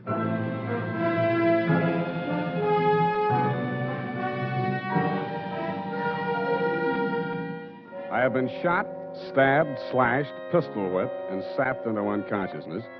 But until you have spent a night rolled up in a wet sheet, Dundee, you don't know what punishment is. You feel hot and cold at the same time, too miserable to sleep, too exhausted to stay awake. And after 4 hours of it, you just give up and join the crazies pushing up the daisies. There's only one thing I can say in favor of the Mary F. Hotchkiss Hospital for the Mentally Deranged. They get the patients up early. By 6:30 in the a.m., I had been rolled out of the sheet. By 6:45, I had thawed out enough to be taken out of the straitjacket by an orderly. I was glad to be out of it because it was very heavy, and that gave me an idea. I picked it up and swung it. In less time than it takes to tell, I was in the orderly's uniform, out of the violent wing, and shuffling up the walk through Dr. Birdwell's rose garden and through his cottage door. Good morning, Dr. Birdwell. Good Lord, who let you in here? What do you want? I was trying to tell you yesterday when I was so rudely interrupted. Eh? Oh, yes, the detective. Did you say Grierson sent you? I didn't say that. I'm afraid you'll have to be absolutely specific or I can't help you. All right. My client is an inventor who claims that Mr. Grierson stole a formula from him, got a patent on it, and stands to profit to the tune of about $1 million. The last 2 items check. I don't know whether Grierson's a crook or not. He's into you for $50,000, so you might know. This inventor, pale eyes, contracted pupils, big mop of hair. That's a fair description. Fox. Raymond Fox. He's a patient, escaped from this hospital. That man, Mr. Spade, is a homicidal maniac. If you'll jog your memory, you may recall the case. Sacramento, 1935. Wait a minute. chemistry professor, lab explosion? That's the case. 2 of his colleagues, whom he irrationally suspected of stealing the formula for the explosive he used to blow them up. You sure they didn't? The man was adjudged hopelessly insane. He must be returned to us. He may murder Grierson, he may murder you, but he will commit a murder if he remains at large. Perhaps more than one murder. You must help us, Spade. Like you, Doctor, I can't help unless you're absolutely specific about a couple of things. Your connection with Grierson, for instance. I invested in Grierson's firm. Uh-huh. How did Fox meet Grierson? He was allowed a certain degree of freedom here during his rational periods. I guessed that he went through my papers or overheard one of my conversations with Mr. Grierson. Mm-hmm. Did you know he retained a lawyer? Hmm? Manning, smart patent lawyer. You must think Fox has a case. Oh, surely not. Grierson thinks so, too. You've talked to Grierson? No, but I've examined his bank statements. The bank allowed that? I told him I was Grierson's attorney. The point is, Grierson is broke. Why? Because he's paid out every penny you gave him to the order of Roscoe Manning, attorney at law. And you know what I think, Doctor? Yes? I think Raymond Fox is crazy like a fox. And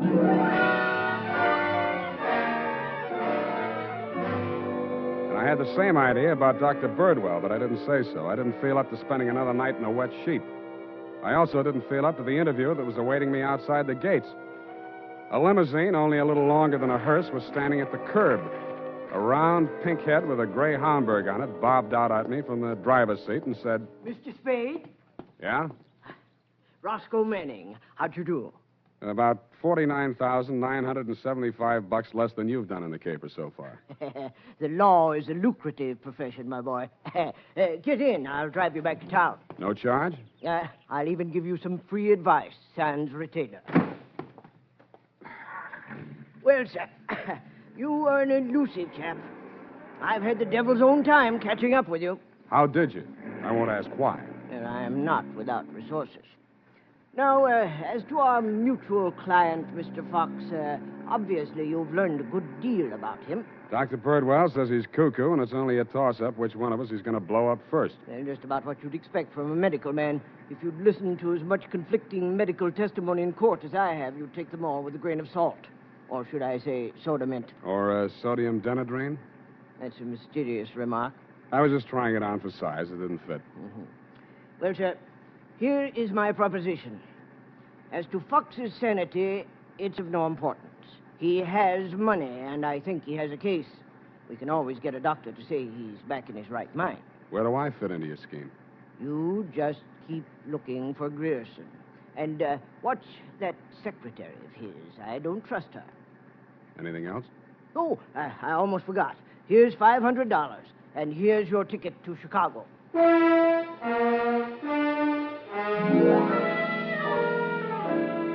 don't know why, but somehow I got the impression that Mr. Manning was trying to get rid of me.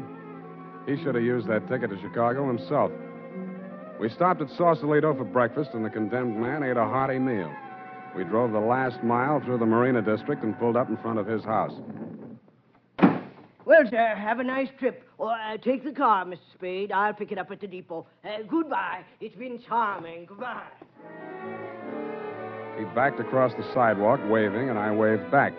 Then he went up 3 steps, put a key in his door, and opened it. It didn't do much damage to the house, but all the king's horses and all the king's men couldn't put Roscoe Manning back together again. I got out of the car and just made it up the steps when it happened again. I hated the look, but I did. Where the limousine had been parked with me in it was a smoking heap of scrap metal. I then headed for the nearest phone booth and, pausing only to inspect it for mines and booby traps, dialed the number of Grierson Enterprises. Grierson Enterprises. Lois, Sam Spade. Sam, darling, thank you for the present. What present? I haven't had a chance to open it yet, but I think I can guess what it is. A traveling clock. You mean a package arrived and it ticks? Oh, darling, don't be such a tease. Now, Lois, listen. Oh, all right, I'll open it now. Throw it out the window. No, don't do that. Pedestrians, innocent bystanders. Have you got a metal wastebasket there? I think so, yes. Well, fill it up with water and throw the package into it. And ruin my lovely clock? It is not a lovely clock. It's a lovely booby trap. Oh, go on. I'm serious. Manning just got one of them, and what's left of him is on the way to the morgue. Oh, I think I'm going to faint. Lois! Lois! Wake up! Pour some water on yourself. Hello, hello!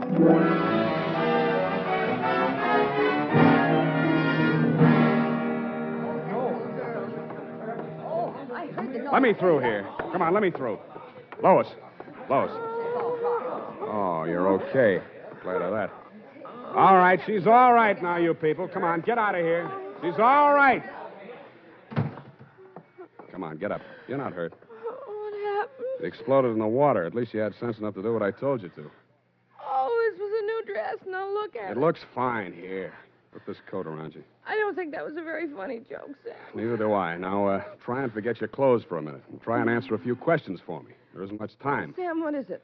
I want you to be very sure of this, Lois. Try and remember accurately. How many people has Grierson seen since he opened this office? Well, not very many. He was hardly ever in. It's strange. Now that I think of it, I can only remember two. Mr. Manning and that mad scientist man, Mr. Fox. Yeah, did you hear any of the conversation between Grierson and Fox? He just screamed at Mr. Grierson about how his invention had been stolen from him. Then it sounded as if they scuffled, and all of a sudden Mr. Fox calmed down. Mm-hmm. When they came out, his eyes looked funny, as if he'd been hypnotized. Yeah. What does Grierson look like? Oh, he must have been quite handsome at one time. He's sort of like Gregory Peck with a mustache, only fatter and balder and older. Mm-hmm. I wouldn't have put it exactly like that, but I can see what you mean. But you've never seen him. Don't make book on it, but I think I have.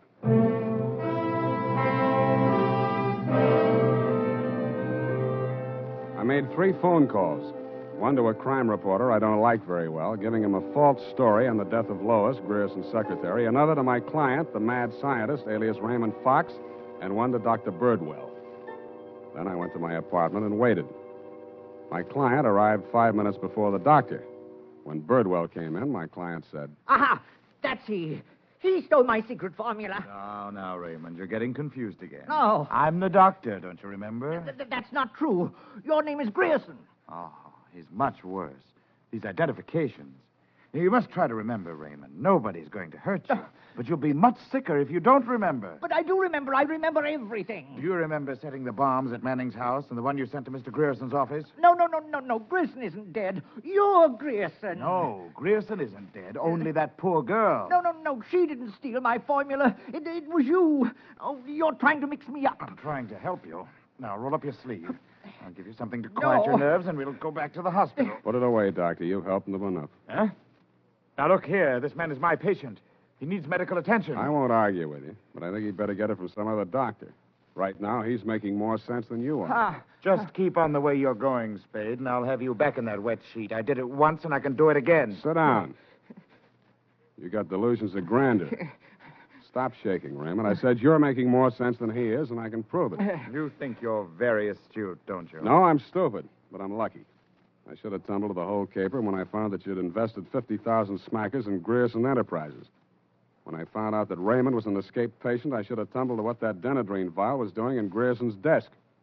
I should have known then that you and Grierson were one and the same person. I told you. When I discovered that you'd paid Manning all that shakedown money, I should have known you were planning to knock him off and everybody else who could identify you. But it didn't work out that way. I got out of the car before it blew up. Dumb luck. And you can identify me as Grierson? I don't have to. Come. Surely you're not counting on Raymond's sanity to that extent. He can't even remember that I was his doctor. Can you, Raymond? You're trying to mix me up. You stole my formula. I didn't kill them, did I, Mr. Spade? Now, lie down on the couch and relax, Raymond. Don't worry about a thing. Well, Doctor, what now? You relax, too. Okay, Lois, come on in. What? Lois! Why, Mr. Grierson, have you been sick? How dare you? How dare you ruin all my plans like this? You stupid girl! Okay, that's enough. Come on, get back there. Get back. Sorry, sweetheart. I didn't mean to let him get that close to you. What were you trying to do? It was an experiment, just to see what would happen.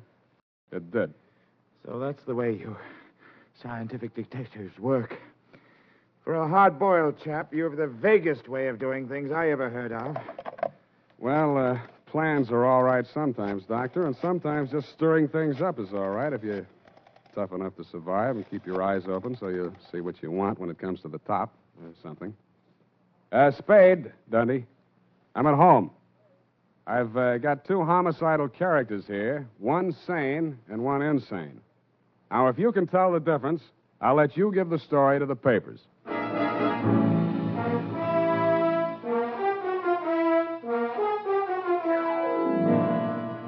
And that, Lieutenant D, is the crop. You picked the wrong one. Figures. It's as simple as this. Raymond Fox was the loony, but Birdwell, alias Grierson, conceived and executed the whole scheme, including the explosions.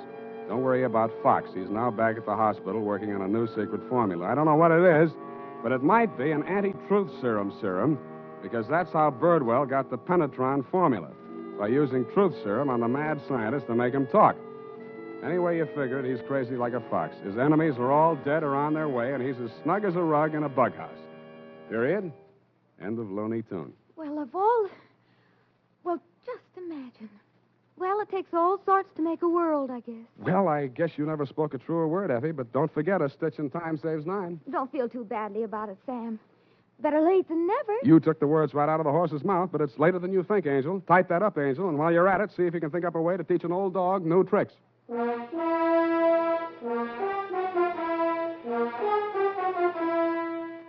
Say, mister, if you haven't tried Wild Root Cream Oil Hair Tonic, why not get it tonight or first thing tomorrow? You'll be glad you did, for Wild Root Cream Oil grooms your hair neatly and naturally without giving it that plastered-down look. Wild Root Cream Oil also relieves annoying dryness and removes loose, ugly dandruff. Simply step up to your drug or toilet goods counter and ask for Wild Root Cream Oil in the big economy bottle and the handy new tube that's easy to pack when you travel. Also, ask your barber for a professional application of Wild Root Cream Oil Hair Tonic. Again and again, the choice of men who put good grooming first. Well, here it is, Sam. And I've been thinking over what you said Which? about teaching an old dog new tricks. Hmm? You're only as old as you feel, Sam. Then send in the application for my old age pension. Oh, Sam, I won't let you talk that way now. You're just tired and nervous and run down. Yeah, backaches, stay-up nights, sour racket. You're just feeling sorry for that Mr. Fox. I wouldn't worry about him. As you pointed out, he's safer where he is for all concerned. Hmm. And after all, necessity is the mother of invention. What's that got to do with anything? Well, he's an inventor, isn't he? Oh, that. You see? All's well that ends well. Good night, Sam. Good night, Pollyanna. Pollyanna. Oh, she's a glad girl. Oh, no, Sam, that's Shakespeare, that old... You know best. All ashore that's going ashore. Good night, sweetheart.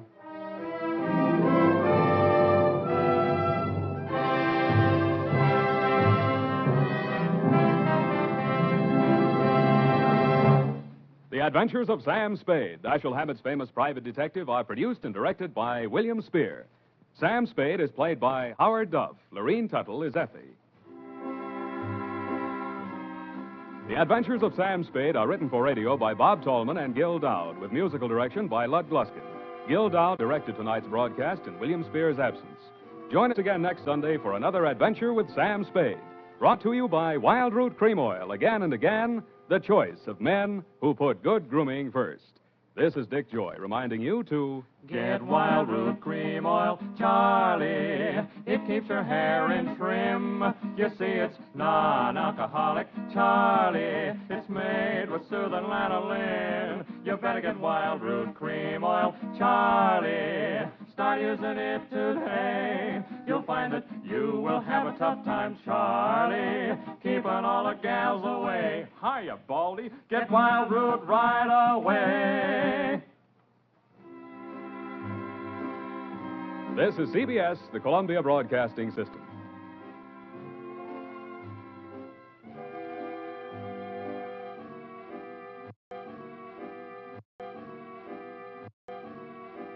The Adventures of Sam Spade, Detective. Brought to you by Wild Root Cream Oil Hair Tonic, the non-alcoholic hair tonic that contains lanolin. Wild Root Cream Oil, again and again, the choice of men who put good grooming first.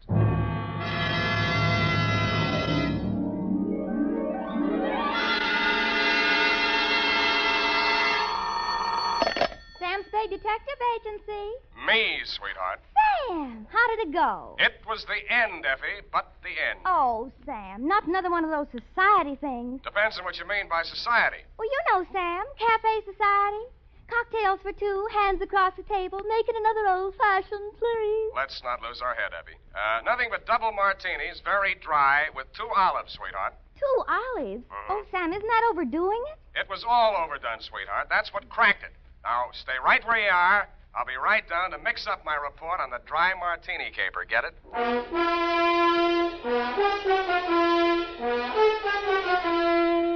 Dashiell Hammett, America's leading detective fiction writer and creator of Sam Spade, the hard-boiled private eye, and William Spear, radio's outstanding producer-director of mystery and crime drama, join their talents to make your hair stand on end with the adventures of Sam Spade. Presented by the makers of Wild Root Cream Oil for the hair. August is always a great vacation month, and for those of you planning to take your vacation soon, let me suggest that when you're packing, be sure you include a bottle and a handy tube of Wild Root Cream Oil Hair Tonic. For no matter where you go, you can always depend on Wild Root Cream Oil to groom your hair neatly and naturally, relieve dryness, and remove loose dandruff. Yes, you can take it with you on your vacation, and you should. Wild Root Cream Oil Hair Tonic. Again and again, the choice of men who put good grooming first. And now, with Howard Duff starring as Spade, Wild Root brings to the air the greatest private detective of them all in The Adventures of Sam Spade. You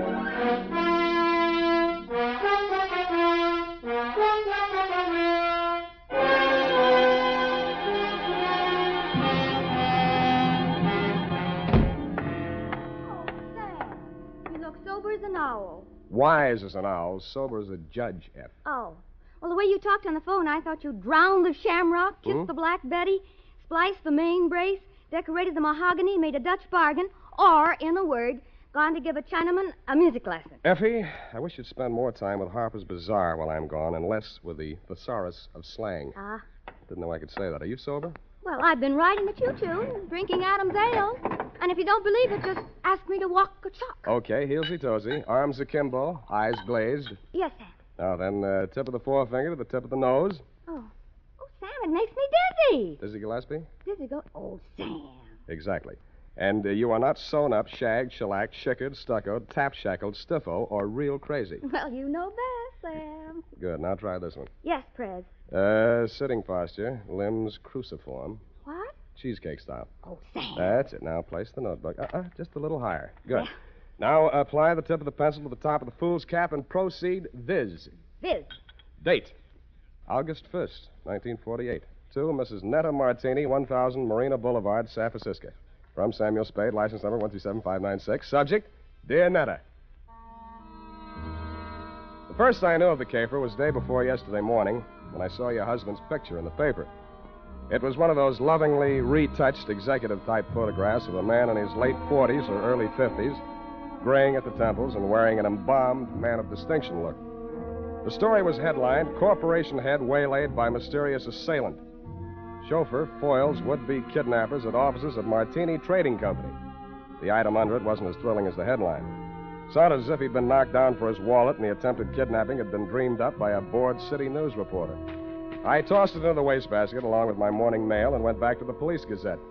On page 3, the phone rang. Unique Garage, Harry speaking. Mr. Spade? One moment. Who's calling? Gordon Martini. Not Gordon Martini, the corporation head, waylaid by mysterious assailant. Chairman of the board, and there's nothing mysterious about it. Then what are you doing on this phone? I can't talk on the phone. Where are you? In a hospital? I left that pest house this morning. I'm at my residence, 1000 Marina Boulevard. Mm-hmm. It will take you exactly 20 minutes by cab. You will meet me in front of the building, and we'll have our conference in my car en route to the office. Where's your office? Downtown Post Street. Oh, why don't I meet you there? I'm a busy man. Have a full calendar. I'm already late due to all that hospital red tape. But I can fit you into my schedule if you'll hurry. Now, look alive, man. Well, it's a little early in the morning, but I'm trying hard. Good. What will you want for a retainer? I'll let you know if I decide to take the job. Fair enough. 20 minutes. I'll expect you. I should have looked more alive.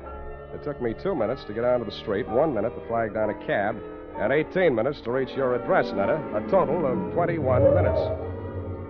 As my taxi drew up to the curb in front of the canopied entrance to the corner apartment house at 1000 Marina, I saw your husband pacing indignantly up and down in front of the entrance, pausing only to glare at the outsized chronometer on his left wrist. His gray Homburg was perched atop an outsized turban of gauze bandage that decorated his head. You're Spade. You're exactly 1 minute and 22 seconds late. Hours are made of minutes, minutes are made of seconds. In killing this seemingly negligible interval of time, you have wounded an hour. Oh, I have. Well, I'm sorry. The traffic's pretty heavy out here this hour of the morning, you know. You should have started a minute and 22 seconds earlier. I'm sorry there was a bore on the telephone, kept talking about how valuable his time was. Yeah, well, don't apologize. Only waste more time. Now, here's your check, $100. My car's just around the corner. I paid that chauffeur a large salary. We mustn't keep him waiting. In the meantime, you may as well start earning your fee. I've been earning it for the past 22 minutes and 22 seconds. Wait. Uh-huh. I suspected as much. You drive a car? Yeah, you mean one man drives all that? Yeah, I see him, that rascally chauffeur of mine. Sleep in the back seat. All right, come out of there, you. Hey, watch it!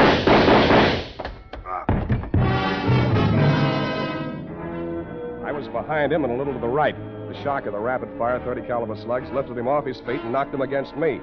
I went down under his 300 pounds of dead weight. By the time I rolled him off of me and got up, the gunman had jumped out of the limousine and into a gray sedan that was double parked alongside. In the welter of traffic on the boulevard, I didn't dare risk throwing a shot after him, but I did get the first 3 numbers of the license plate before it buried itself in the heavy stream of AM commuters. That's when the air changed from exhaust fumes to something out of a Persian garden. I turned and looked for the first time into your Nile green eyes, Netta, and saw you twisting a handkerchief in your pale hands I might have loved beside the Shalimar, but on Marina Boulevard they looked like hysterics dead ahead. Who did it? You saw him. Don't lie to me. Why don't they come? Where's the ambulance? Why are all those people standing around there staring at me? Make them go away. Calm down. Make them go away. I Take can't it. stand it. Stop it, will you? That's better. Now, come on over here. Who are you, his wife? Yes, and it was all my fault. This is the end. I called Ernie out the window and asked him to come upstairs. I wanted him to return some lingerie. They sent the wrong color, peach. Yeah. Who's Ernie? He's our chauffeur. I was looking for the exchange slip when we heard the shots. Is he dead this time? Yeah, they'll go to pieces. Poor Gordon, he had so many enemies. He didn't drink well, you know. People dropped us like flies. Well, they certainly dropped your husband. Are you a policeman? No, but I'll do until the real thing comes along, which is right now. If I were you, lady, I'd go back upstairs and relax. They'll get to you soon enough. Yes, I suppose you're right. Poor Gordon, he looks so natural stretched out on the pavement. Yeah. I keep thinking he'll get up and stagger on into the elevator. He didn't drink at all well. Go on, will you? All right, I'm going. Oh, Ernie, where did you go? Down to the garage. I heard a car driving. Poor Mr. Martini. It's all my fault. No, Ernie, it's mine if I only hadn't mislaid that exchange slip. What? You know, when I called you out the window to come and get that package. Oh, that. What do we got here? Who's the witness? Me. Oh, Spade. Lost another client, huh? Not quite. I hadn't cashed the check yet. Well, they got him anyway. All right, clear a space in there. Let him through with that stretcher. Step over here out of the crowd, Sam. I want to get that statement. Yeah. Okay, Gary, take it down. Got a pencil? Yeah, and I want it back. Let's have it. This guy is Gordon Martini. Mm-hmm. He headed up a local firm, the Martini Trading Company. Yeah. Last night he was working late at his office. Got boinged. All right. Phoned me this morning. Didn't know why. Thought maybe he wanted a bodyguard. Anyway, he needed one. Mm-hmm. Gunman was crouched in the back seat of the limousine, shoved the carbine out when Martini opened the door. Carbine, huh? Didn't get a good look at him. You could see why, the way it's closed in. No side windows. Foreign car, isn't it? Stop drooling. You can't afford one. You getting all this? What about the getaway? Martini fell on top of me. I saw the getaway car on the back of his head. Yeah. The car was a gray sedan. The back of his head was a standard make, too. Only got the first 3 digits of license plate, 5D9. 5D9. Anything else? Yeah, give me back my pencil. The homicide boys want some help. They know my fee. Mr. Spade. This is Martini. Why aren't you and Ernie upstairs getting your alibis shaped up? Oh, please, I can't face the questions just yet. Would it be legal if I just avoided them till I can collect myself? I don't know about legal, but it might be smart. Where can we talk? What do you suggest? Well, there's a little cocktail lounge up on Lombard where Ernie and I all... well, it's just around the corner. Very handy. Let's go.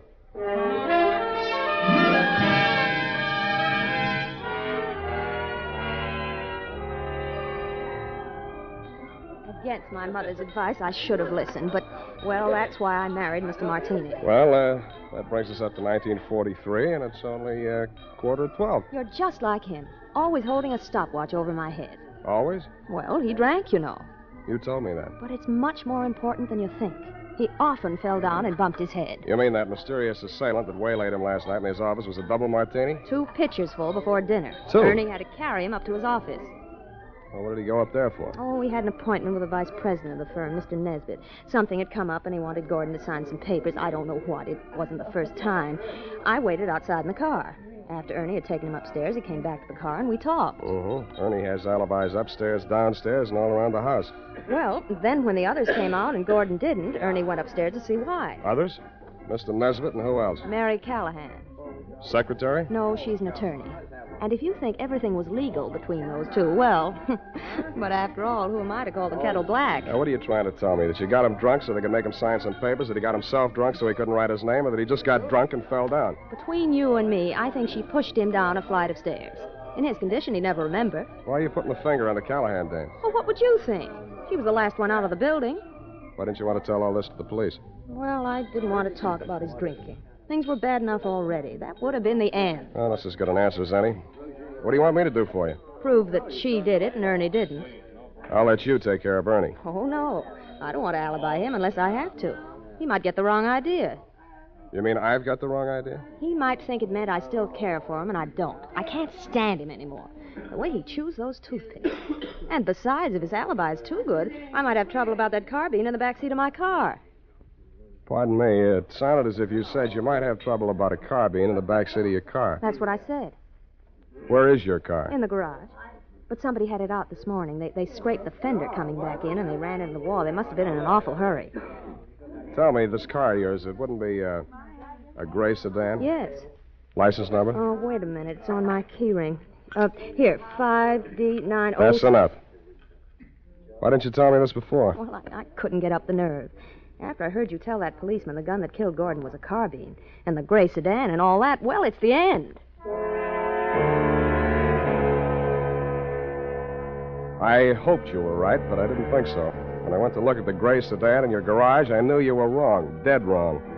It was the getaway car, all right, and the carbine, as you know, was proven later to be the one that killed your husband. But Ernie had turned into a very poor suspect indeed. He was hugging the carpet between the front and rear seats, and when I nudged him, he didn't move. He'd been shot at closer range than Gordon Martini, and the killer had used only one slug. It was planted in the base of his brain, which made him not only a very poor suspect, but a very dead one.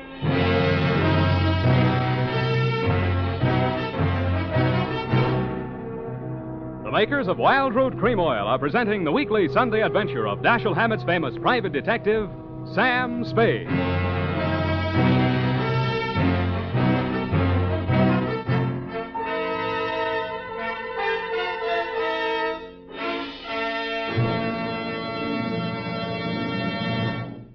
If you want the well-groomed look that helps you get ahead socially and on the job, listen.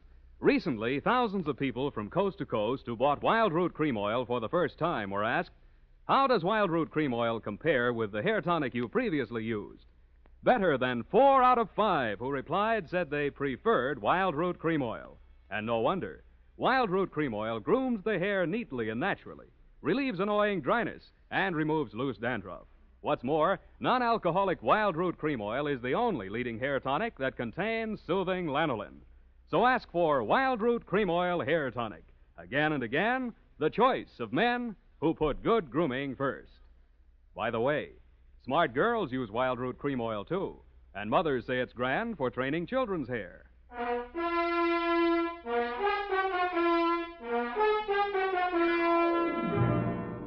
And now, back to the Dry Martini Caper. Tonight's adventure with Sam Spade.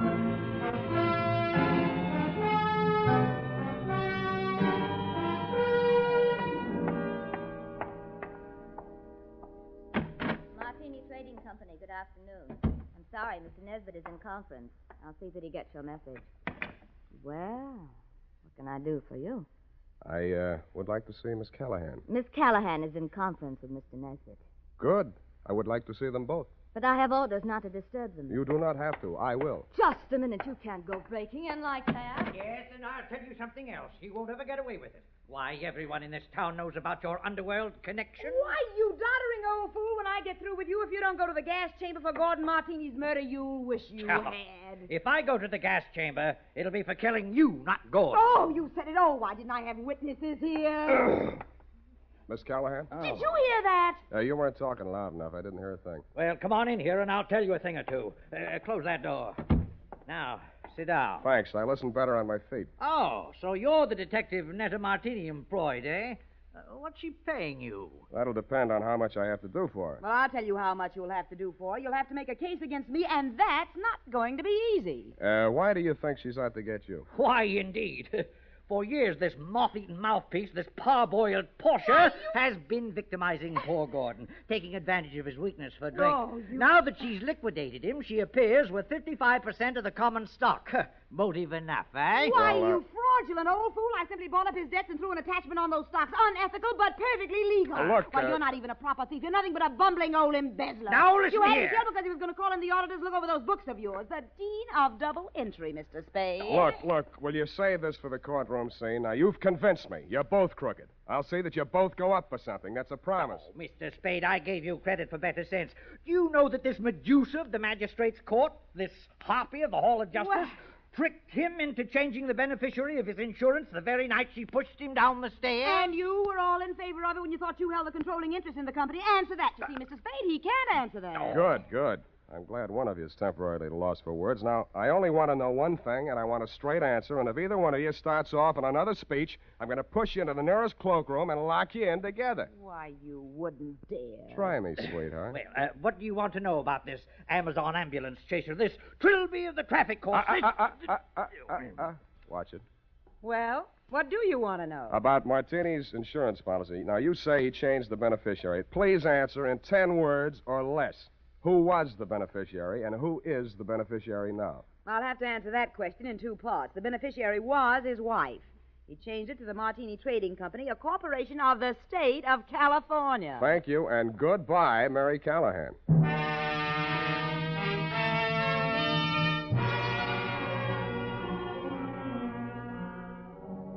And that Netta took the heat off of you for the time being, which made things tough for me. Because Callahan and Nesbitt were so horrible, I never wanted to see them again, even to testify against them in court. I was sure of one thing. None of you had pulled the trigger of that carbine. There'd been a hired killer behind it, and the way he operated, taking crazy chances in broad daylight in a crowded street, told me an important thing about him. That night, I made the rounds of the joints. At a plant called the Bing Room, I found a bouncer who'd tossed out a customer that run up a bill and tried to pay it with a $1,000 check. He sent me to the Atlas Hotel.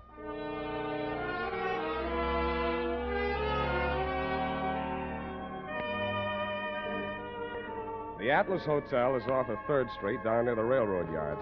Not even a flea bag. The fleas sickened and died a long time ago. They couldn't take it.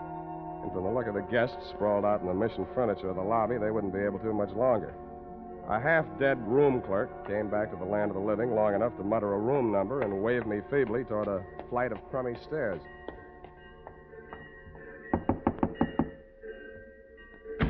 Yeah, what do you want? You, Hack Hartman? Hey, you got anything for me, huh? Yeah, I got news for you. Get back in the room. I'll tell you all about it. Yeah. Well, come on in. Drop the shiv. Yeah, I'll drop it. I'll fix you. I'll cut you good. I'll cut you. I'll cut you. I'm glad you did that. You make it easy for me. Now get over there. Leave me alone. Leave me alone. I'm not feeling so good. You can feel a lot worse. Who hired you to put the burn on Martini? You don't get nothing out of me. Who gave you that check? Oh, leave me alone. I got all night, Hack, and I feel better than you do. Now, what did you do with that check? I'll shake it if your teeth come out with it. Come on. All right. Stop it. I don't feel so good. Okay. Where? Pocket. My shirt. Don't reach. I'll get it. It was a company check, which is what I'd expected. It was for $1,000 drawn on the Golden Gate Trust and Loan. But I wasn't expecting to find the signature on the bottom line. It was signed in a bold, firm hand, Gordon Martini. Who was the penman on this? He wrote it himself, right in front of me. What was it supposed to be for? He wanted I should knock off his brother. You get mixed up? Well, he's dead, ain't he? That's what I mean. Gordon Martini's dead. The papers got it wrong. That was his brother, his twin brother. And that other guy, that chauffeur, kept hanging around the garage so I couldn't get out. I had I had to burn him, too. You know what you're saying? Yeah. I'm making sense. Now get out of here. I'm getting steamed. Don't let it worry you. I got a nice, cool place all picked out for you.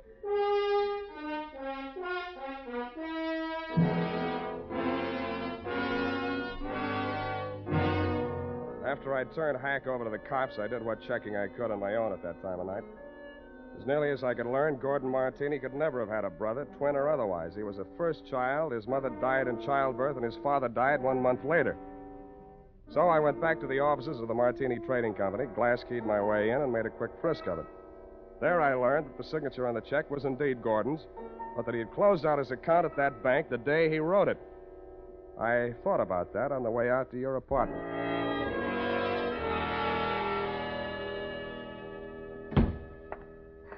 Sam, I've been calling and calling, trying to reach you. I've been so worried. It's the end. This time you might be right.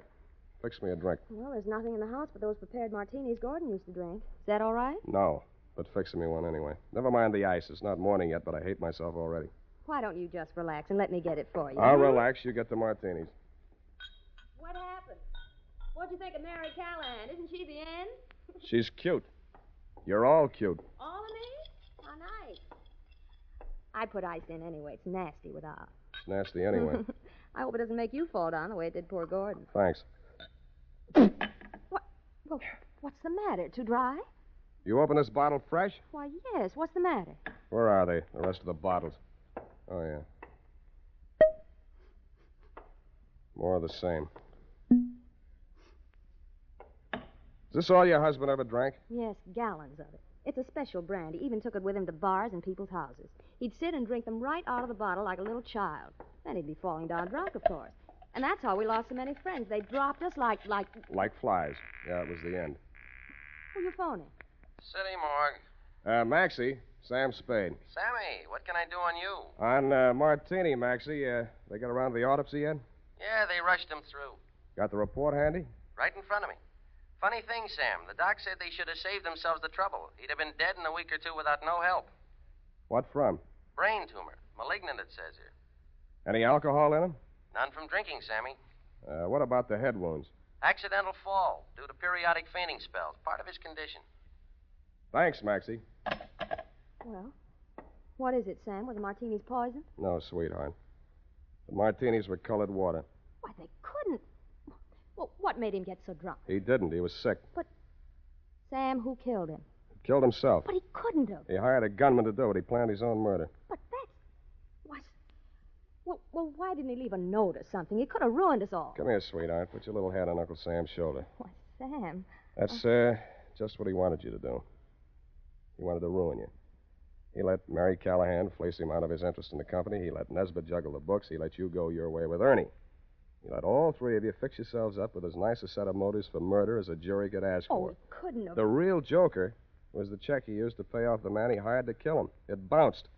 It also proved he'd planned his own murder. But he still has his revenge. Because the insurance that would have kept the corporation from going broke won't be paid off on account of the self-liquidating cause. Oh, Sam, darling, what's going to become of us all? Well, Callahan and Nesbitt will probably sue each other to death. You might have to go to work and earn a living. Well, I have $500. I might invest it in something. You already have. Here's my bill. But, Sam, you didn't help me. What? This is the end. No, it isn't, sweetheart. This is the beginning. Come here.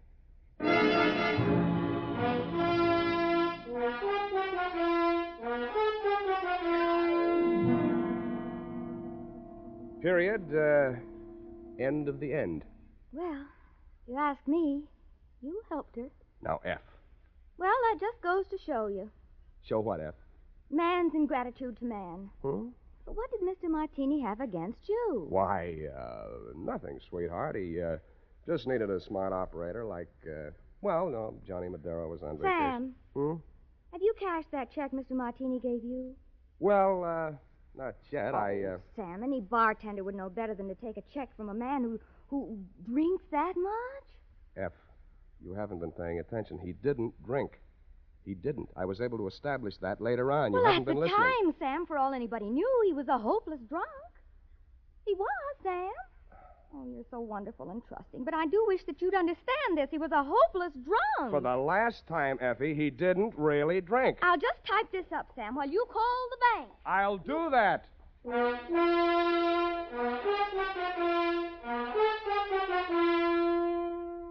A final reminder, friends. Whether you're going on a long vacation trip or just a weekend to the beach, be sure you've got a bottle and tube of Wild Root Cream Oil tucked away in your suitcase.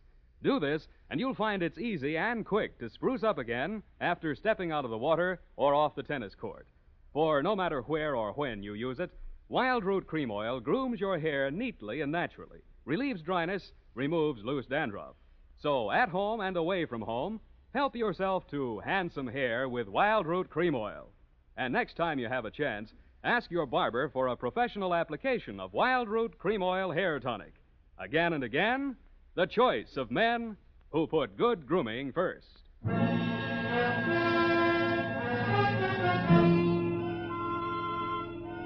Well, here it is, Sam. I hope it was worth the price of the paper and carbons. You made carbon copies of that? An unimportant report like that? Oh, it bounced? Well, the estate isn't settled yet. Oh, Sam, you're so wonderful and trusting. Effie, I am not wonderful and trusting. I am a hard-boiled private eye. I know. Just a pity there's no money in it. And I'm also two-fisted. Sam, Hmm? have you ever thought of ceramics? Of what? Ceramics. It takes virtually no capital. All you need is a small furnace and some clay. And if you don't have any talent, you can just make ashtrays. Thanks, I already have one. Oh, flower pots are fun. You can pot them on a wheel. And you can pot your hat on and wheel on out of here and also take your furnace and clay. Oh, I love you when you're so gay and carefree. I am not gay and carefree. You are a hard-boiled private eye. Good night, Sam. Good night, and sue me for your back salary, sweetheart.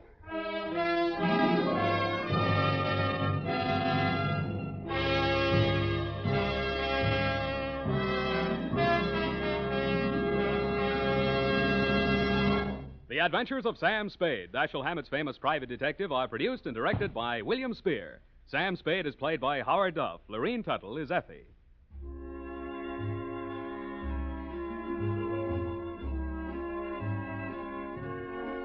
The Adventures of Sam Spade are written for radio by Bob Tallman and Gil Dowd, with musical direction by Lud Gluskin.